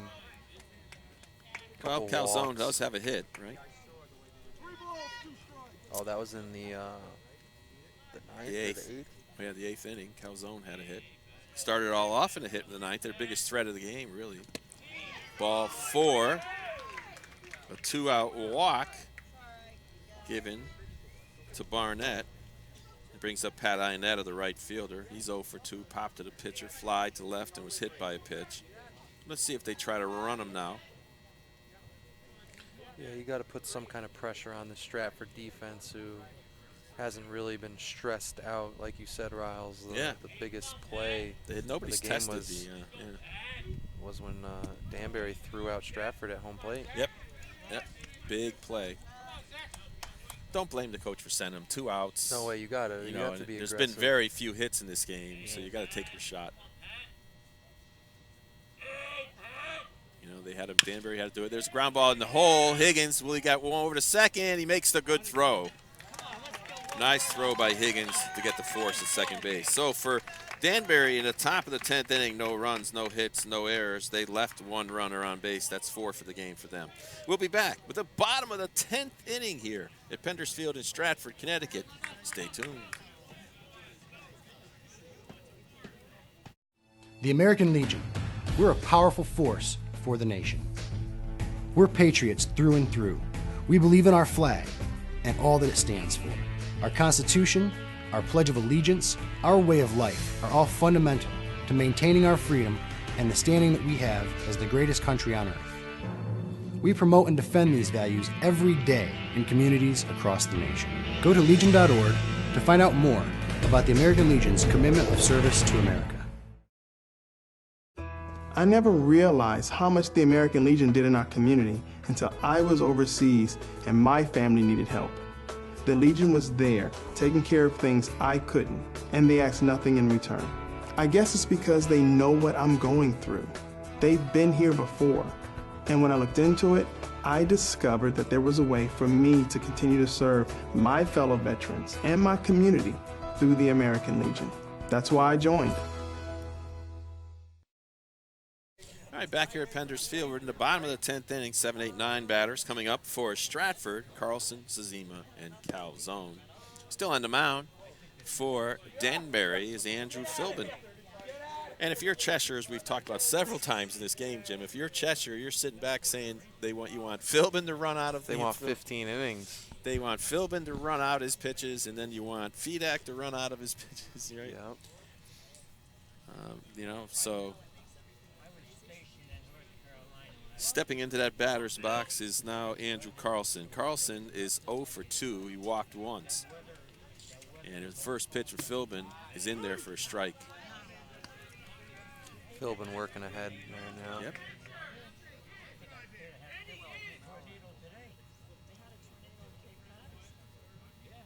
And there's the pitch, and it's fouled off.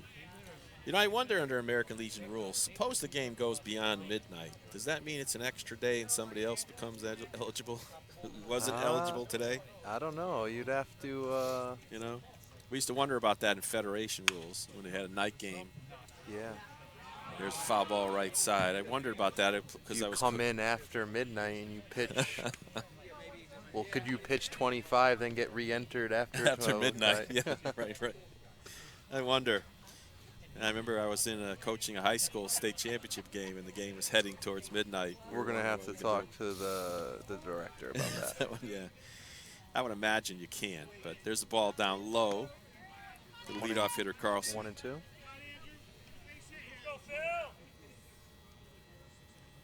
And it's Philbin. He'll pop on that ball with those high stretch socks. Slow curve, hits the dirt.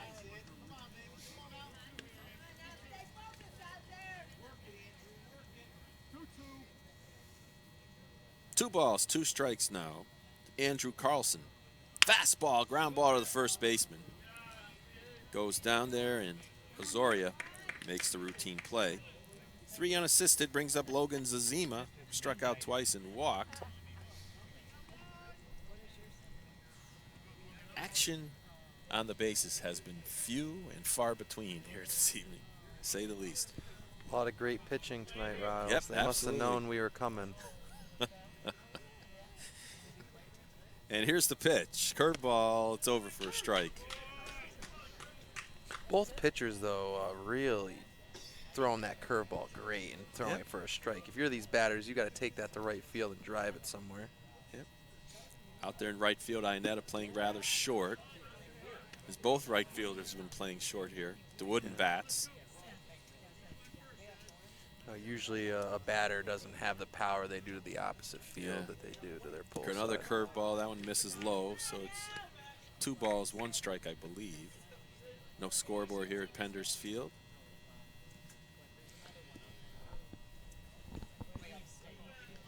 We're in the bottom of the 10th inning. 1 out, nobody on base for Stratford. Just missed. It's calling that one high. Now, this has got to be exciting as a players, Riles. You know, we kind of got here before really anyone was here, and we watched them all come in, and they're like looking over here at us like, what are these guys doing? Yeah, right. Think that these guys could go home and watch this game later on YouTube. That's unbelievable. Fastball tipped foul. Zima stays alive. The count is full to him. He wants to get on. Calzone on deck.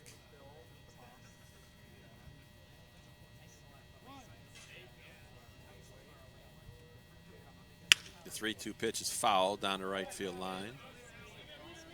Chasing it is Osoria. And somebody goes down to retrieve that foul ball.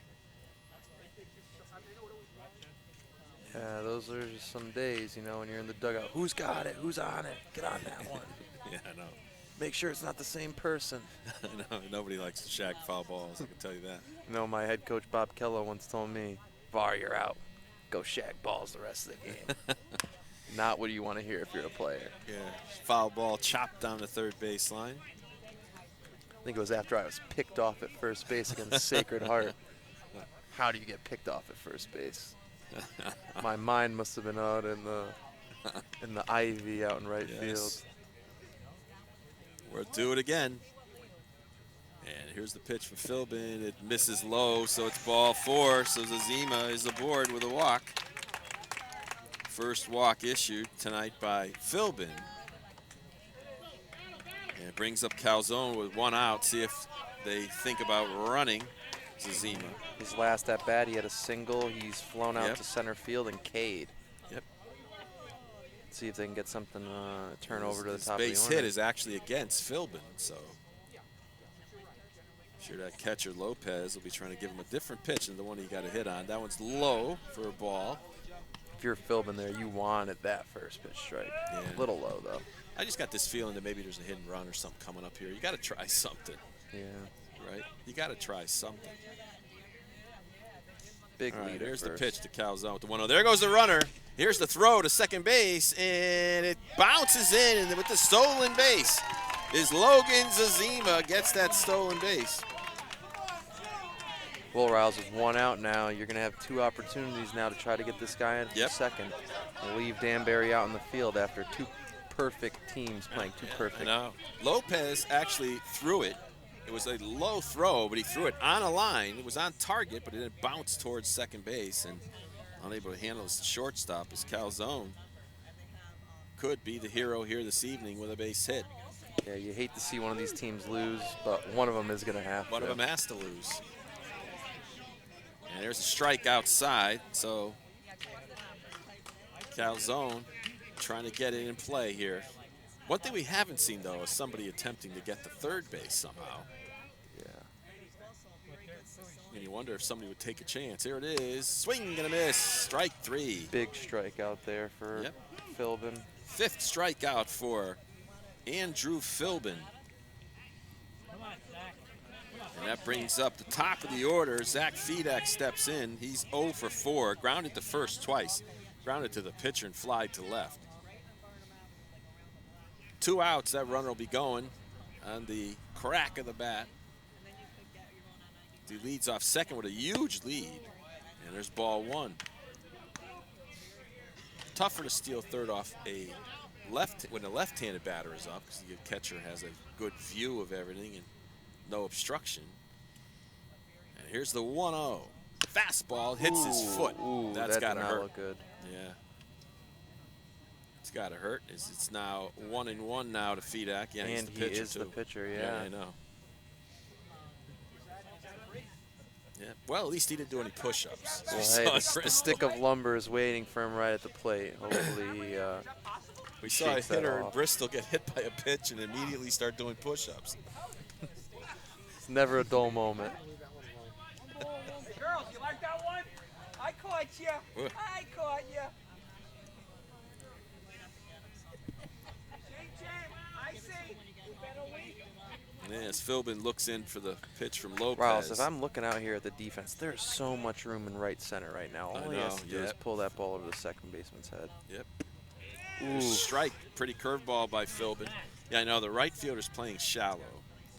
Left fielder's playing about where he was the whole game, and so is the center fielder.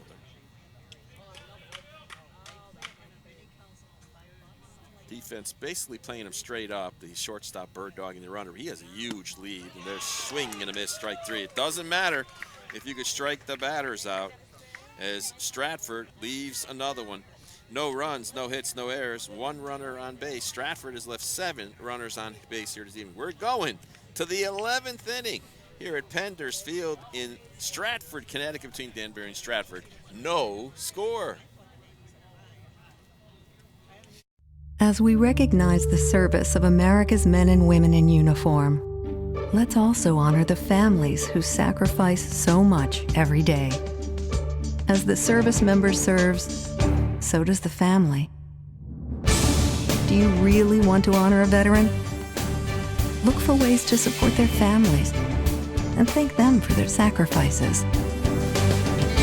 Go to legion.org/honor-veterans to find out how you can help. The American Legion honors our newest generation of warriors and veterans. Please join us in supporting and recognizing their unique contributions and needs. Go to legion.org/honor-veterans to find out more. Today, more than ever before, women are on the front lines of America's defense. These brave women struggle and sacrifice to help keep our country secure. They deserve to be recognized for their service as guardians of freedom. Please support the American Legion's efforts to serve the growing number of women veterans. Go to legion.org/honor-veterans to find out how you can help. The American Legion honors our newest generation of warriors and veterans. Please join us in supporting and recognizing their unique contributions and needs. Go to legion.org/honor-veterans to find out more. All right, back here at Penders Field, we're in the top of the 11th inning of this pitcher's duel. Dylan Higgins started it for Stratford, and he got all the way to the 9th inning with 2 outs before the pitcher now is Zach Fedak. So neither starter pitcher can win the game, right? They can't get the win. Yeah. They get a no decision, as both of them pitched stellar, giving up only 1 hit by one of them and 2 hits by the other one. And Higgins was just outstanding, giving up 2 hits, striking out 9, walking none, hitting 1. And he's playing a great game at shortstop. But nobody could score a run here. And they have gotten runners to second base, but it's usually been with at least 1 out. I think that's been part of it. Pinch hitter here, Riles, number 4 for Danbury. Okay. Pick that one up, see who he is. Ryan Genevis? Let's see. Genovese. Ryan Genovese. Comes in the bat for Teskey. And there's a strike. Well, you got to get everybody in the game like this. When you think about it, you're on the bench for like 2-3 hours. You know, sooner or later, you're going to get to that bench. As now it's a ball up high to Genovese. You're this late in the game, you're hoping you brought a sandwich in your batting bag. Here's the pitch. It's down right there on the knees for a strike, so it's 2 strikes now against the pinch hitter Ryan Genovese. See where he goes to play later. In the bottom of the 11th. 2-strike pitch, that one's fouled off. Or whether or not the left fielder will re-enter, one of the two. Interesting that Teski's only one of the 2 players who got a hit in the game, or 3 players who got a hit in the game.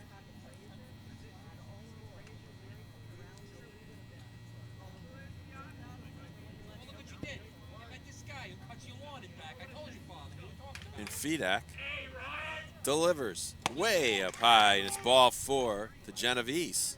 No, it's not ball 4, it's ball 3, isn't it? It's 3-2, right? That's it. I think it was ball 4. I was like, well, that was a good try.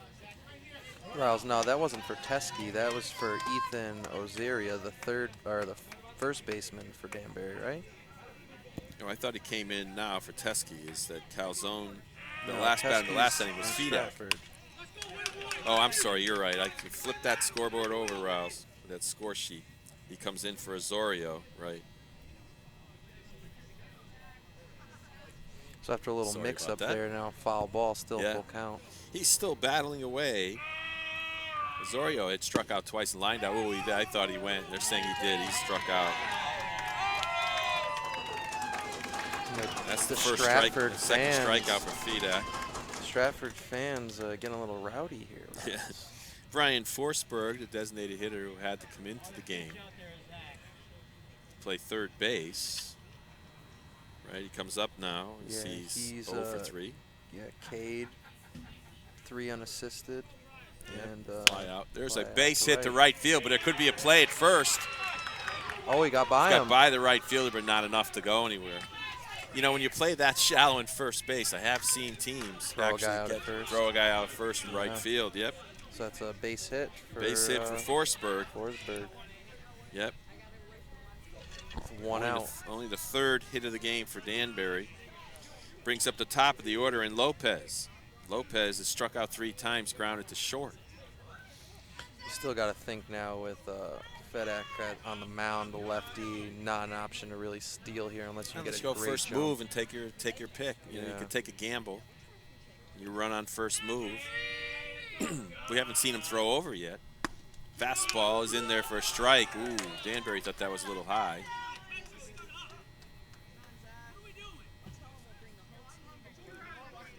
That one. Even the third base coach a little upset, taking off his First helmet. base coach, yeah. Or third base coach. Too, yeah. Both of them were upset. Call for time. Well, they thought that one was high. It looked a little up, but, you know, it was close.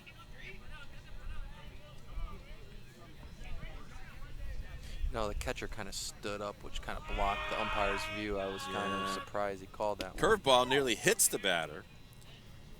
And, wow, I tell you, they're lucky that Lopez decided to get out of the way. First and second one out. I would have been yelling, "We got ice." Yeah. Yeah. 1 ball, 1 strike now to Josh Lopez. In this 0-0 game. That one misses inside.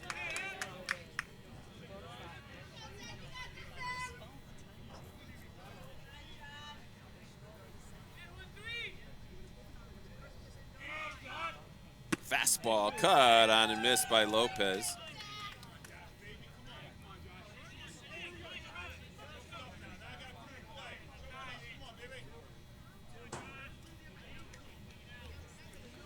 A weird little walk to the other side of the water's back and walk right in front of the umpire between the catcher. Yeah, 2-2 the pitch. Low. This is one, you know, would you run the runner here? Full count? Full count, 1 out. Oh, definitely, Riles. You know me, I want to be aggressive here. 0-0. Yeah. Got to take shots. And it kicks, the runner doesn't go, and there's a foul ball out of play into the playground area again. I tell you, if you were a little kid and came down here and you stayed in that playground, you could really get you could have got a dozen balls by now and run away with them. I remember years ago at Legion games, they used to pay you to shag foul balls. Really? They did it at Little Palmer. incentive. Ooh, first move over. Palmer used to pay you 50 cents for each one. I don't know if they still do, but. And then many, many years ago, I'm talking 40 years ago, at Shelton, they used to give you a quarter for baseball, which is a lot back then. Ball 4. Second walk issued by Fedak. So now, with only 1 out, up comes Cody Waterbury, who's 1 for 4. Yeah, he's flown out to center field twice, hit a ground ball to the shortstop, and he singled on the day. That one, they're calling it ball 1. That might have been the makeup call there. Yeah, that might have been the makeup call there. Yeah. Well, hey, Danbury knocking at the doors right now with 2 guys on, 1 out. Yep, Fedak takes a deep breath and pitches. There's ball 2. Not where you want to be again now, 2-0. 2-0 to Cody Waterbury. He's 1 for 4 on the day. Flied to center twice, grounded out to short. Not a big lead at second base. No, but if you're the hitter here, you need to be aggressive. Gotta get off that bag, though. That's the winning run. There's a strike. You know, you got a lefty pitcher out there. You should be able to get a little bit better lead. It was back to third base. Yeah. You know, if the ball goes to the outfield here, we're going to have to see it There's throw a in. strike. Evens the count out at 2-2. Yep. Fedak trying to get out of this. Runners at first and second, 1 out. It's probably the biggest threat today for Danbury here in the top of the 11th inning. Here's the pitch. Round ball back to the middle. That's going to, it collides. It gets out into center field. Here comes the throw to the plate. Not in time, and Danbury has taken a 1-0 lead. Wow, Riles, and Higgins looks shooken up out there. Well, there was a collision, really, between the shortstop and the third baseman. No, the second baseman. Second baseman, rather. And on that play, the runner, which I believe was Forsberg, right? He ends up scoring. Lopez gets to second base, and Waterbury, with the RBI single, puts his team in the lead here in the top of the 11th inning. Yeah, Riles, looking back at it now, Cody Waterbury 2 for 5, getting his 2 singles in the last 2 at-bats. You're going to have to look at him maybe as the MVP of the game. If they should win. We still have to have Stratford come up in the bottom of the Stratford has 11th. Yep, the 2, 3, and 4 batters. They have basically the top of their order. But the inning isn't over, and that's another key, is they got runners now at first and second. Hey, we get to use our first time. First time we get to use the scoreboard up there. And it's 1-0. 1-0 Danbury here in the 11th inning. And stepping up to the plate now is Kenny Martinez. He'd love nothing better than to get a base hit here. Batting in the 3 spot for his team. He's 0 for 4 on the day, and he takes ball 1. Starting to feel the raindrops here. Uh-oh. Yeah, I know. I can see kind of tiny drop landed on our computer. And here's the pitch. Caught on and missed. Oh, it's got to hold off for us, Riles. We've been here too long. We're not in a press box here at Penders Field, so if it starts to rain hard, we have to try to go under umbrellas to keep this game going. We got it. We got one umbrella. There's a curveball. That was chopped foul off the back. But we wouldn't want this to be like the Heidi Bowl or Heidi game. You're too young to know about that one. Yeah, I don't. Where it was a playoff football game between the Jets and the Oakland Raiders many years ago. And it was in the 4th quarter, and I think the Jets were going down for the winning score, or Oakland was one of the two. And it switched off to show the movie Heidi. They cut the game away. Oh, man. Fastball. Can only inside. imagine some Jets fans being upset about that. It was a playoff game. Yeah. It's a playoff game that they cut off in at the end of the game. They called that the Heidi Bowl, the Heidi game, whatever. Fedak delivers. Popped up. This one may be out of play. And he's coming down into the stands. And whoa, one woman just covered her head. I'll tell you. As that was a foul ball. Runners still at first and second base with 1 out here in the top of the 11th. But Danbury leads it by the score of 1-0. Yeah, Kenny Martinez here being aggressive, the 3 spot. And here's the pitch way up high. Is it 2-2 now, I believe? Definitely do not want to walk this guy and load the bases. No, be the first time tonight the bases load for anybody. There's a high fly to left field, chasing back and back is the left fielder. He spins around and makes the catch. Wow, what a play there by the left fielder. That was maybe a game-saving play. Because I tell you, if you ended up the runner on second base. He actually hip turned and went turned the other way. It's a long, long fly ball by Kenny Martinez, and runner on second did not go back to second. He was ready to score on that fly ball, so he went halfway, did not tag. Can't really blame him. It looked like the ball was going over the left fielder's head. Yeah, you know, Riles, Cody Waterbury's ball up the middle, that looked so much like a double play ball where either the shortstop or the second baseman had to get the ball, step on the bag themselves, and throw it over, and they collided. Yeah. And now we're left here, first and second, 2 outs. Andrew Philbin's up at the plate, fouls the first ball off. He's 1 for 4, grounded to third, popped to the pitcher, grounded to short. Curveball, that one gets by the catcher, and the runners will advance. So that one hit the ground. So that one scored at a wild pitch by Fedak. Now, with 2 outs, you have 2 potential scoring runs. Now a run could score on an error, which neither team has committed so far, or a wild pitch or anything like that. So definitely need to be careful on your pitch calling here with a guy on third. Yeah, looking ahead to the bottom of the 11th, Stratford will send up Brian Teskey, Dylan Higgins, and Tyler Vancho. There's another foul ball, the 2, 3, 4 hitters for Stratford.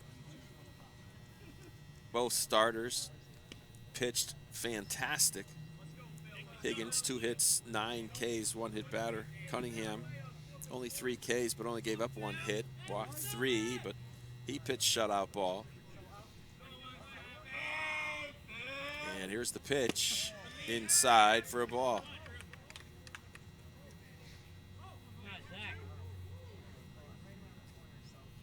Zach Fedak still on the mound for Stratford, post 42. There's a ball down low.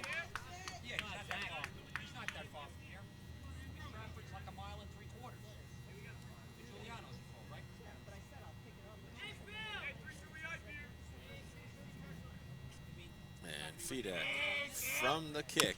Here's a fouled off. Yep, still going from the stretch with 2 outs. Still worried about that runner on second. You know, you don't want to have a 2-run single here. If you're Stratford, 3 may be insurmountable. Yeah. The way this game's been going. Yeah, it's been low scoring. No runs for Stratford. You know, it'll really put the pressure on next inning. We have 2, 3, 4 coming up for Stratford. Yep. There's ball outside, so it's ball 4 now to Philbin. Not much damage there now with those guys advancing. Now you have forced at all the bags. Justin Hope steps in. He struck out twice, lined to the pitcher, and grounded to second.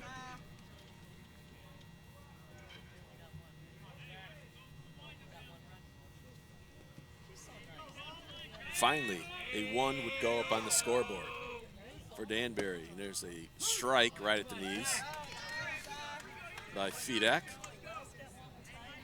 Justin Hope is hoping to get a hit. Here's the pitch. Pop foul out of play, 0-2 now.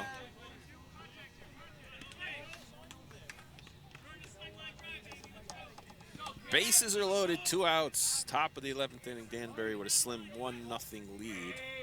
If it ends here, Riles, and he gets this out, we're going to leave it to Teskey, Higgins, and Vancho. Yep. For Stratford. Fedak asks for time. 0-2 here. You got to think they're going to throw something. Yeah. It's a little bit of a waste pitch. Try to get the guys. Well, you got to be careful here because a wild pitch, even though this is a short backstop, only about 30 feet away. Yeah. Our viewers can see that our GoPro camera is right on the backstop, so they can see the distance. There's a high fly into left center, and it's fielded by the left fielder for Stratford, Brian Teskey, and the side is retired. But for Danbury, They got 1 run on a total of 2 hits. There were no errors, and they've left 3 runners on base. We'll be right back with the bottom of the 11th inning. The score now, Danbury 1 and Stratford 0. I never realized how much the American Legion did in our community until I was overseas and my family needed help. The Legion was there, taking care of things I couldn't, and they asked nothing in return. I guess it's because they know what I'm going through. They've been here before, and when I looked into it, I discovered that there was a way for me to continue to serve my fellow veterans and my community through the American Legion. That's why I joined. America, meet Greg Anderson, served 2 tours in Afghanistan, Bronze Star and Purple Heart recipient, and unemployed. The unemployment rate among transitioning service members is unacceptably high, much higher than the general population. Veterans are a proven commodity. They're mature, reliable, and hardworking, and they deserve a chance to get back to work after serving their country. Do you really want to honor a veteran? Hire one. Go to legion.org/honor veterans to find out how you can help. The American Legion honors our newest generation of warriors and veterans. Please join us in supporting and recognizing their unique contributions and needs. Go to legion.org/honor veterans to find out more. Well, back here at Penders Field, we're in the bottom of the 11th inning. Danbury comes up with a big run. The hitting star so far for them would be Cody Waterbury. He's got 2 hits on the evening out of his team's 4 hits. And he got an RBI single driving in Brian Forsberg, the Danbury designated hitter, now playing third base with the only run of the day. On the mound is Andrew Philbin. He's now the pitcher of record for Danbury. He's been good, though. He's got 5 strikeouts so far, giving up 2 hits. He'll face Brian Teskey to lead it off here. 0-0. Try to get his team with a single digit at least. Teskey needs to get on. He K'd, F7'd, singled with a stolen base, and K'd looking. So 1 for 4 on the day. Let's see if Teskey can start it off. Philbin's first pitch inside for a ball. Well, Philbin hasn't had much pressure put on him, so. Well, the hard-throwing right-hander came in relief, and there's a ball up high. In the 7th inning with a lead after a leadoff walk by Cunningham in the 7th. Then he struck out the final 2 batters of that inning after a sac bunt. So, he did his job so far. And there's a base hit hard right at the first baseman, but he knocks it down. Osorio had a tough play, but he makes it. Scored that one 3 unassisted, and there's 1 out. And up comes Dylan Higgins, who just had such a great game on the mound tonight. Yeah, for this Stratford team. Had a little scare there last inning when he collided with the second baseman. Yeah. Higgins pitched shutout ball. You think of only 2 hits, striking out 9, 1 hit batter. And Higgins steps in. Here's Philbin's first pitch to him. Fastball right down the middle. Higgins is 1 for 3 on the day with a walk. Yep. Very, very, I want to say, light rain coming down now. Strike 2. Not where you want to be if you're Higgins right now, 0-2. No, I know. Now you got to battle your way back. Philbin, if he holds true, is either throwing a curve in the dirt or fastball. He trod on and missed. Strike 3. Higgins goes down. 6th strikeout, and now Stratford's down to their final out. And up comes Tyler Vancho, who's 0 for 4, flied to center, popped to third, flied to left, and struck out. The last time up went facing Philbin. Well, it's been a long evening, Jim. Yeah, and I feel this rain. It's starting to come down even more, Riles. Well, we're going to have to protect this computer pretty soon. A little bit of this. Yeah. We have to protect all this equipment pretty soon. To start putting jackets on top of it if it starts to rain any harder. And the first pitch to him is ball 1. Danbury got their lone run in the top of the 11th inning here. All zeros on the scoreboard through 10 innings.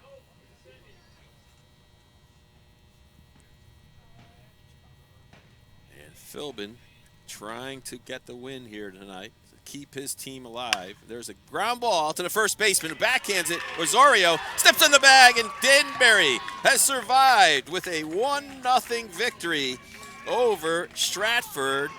And Danbury will live to play another day, so to speak, against Cheshire. Well, we're going to have to wrap this one up quick, Jim, as this rain continues to come down. But we'll just quickly say that for Danbury, 1 run on 4 hits. They left 6-7 runners on base. For Stratford, no runs on 3 hits and 7 runners left on base. The winning pitcher this evening, Andrew Philbin.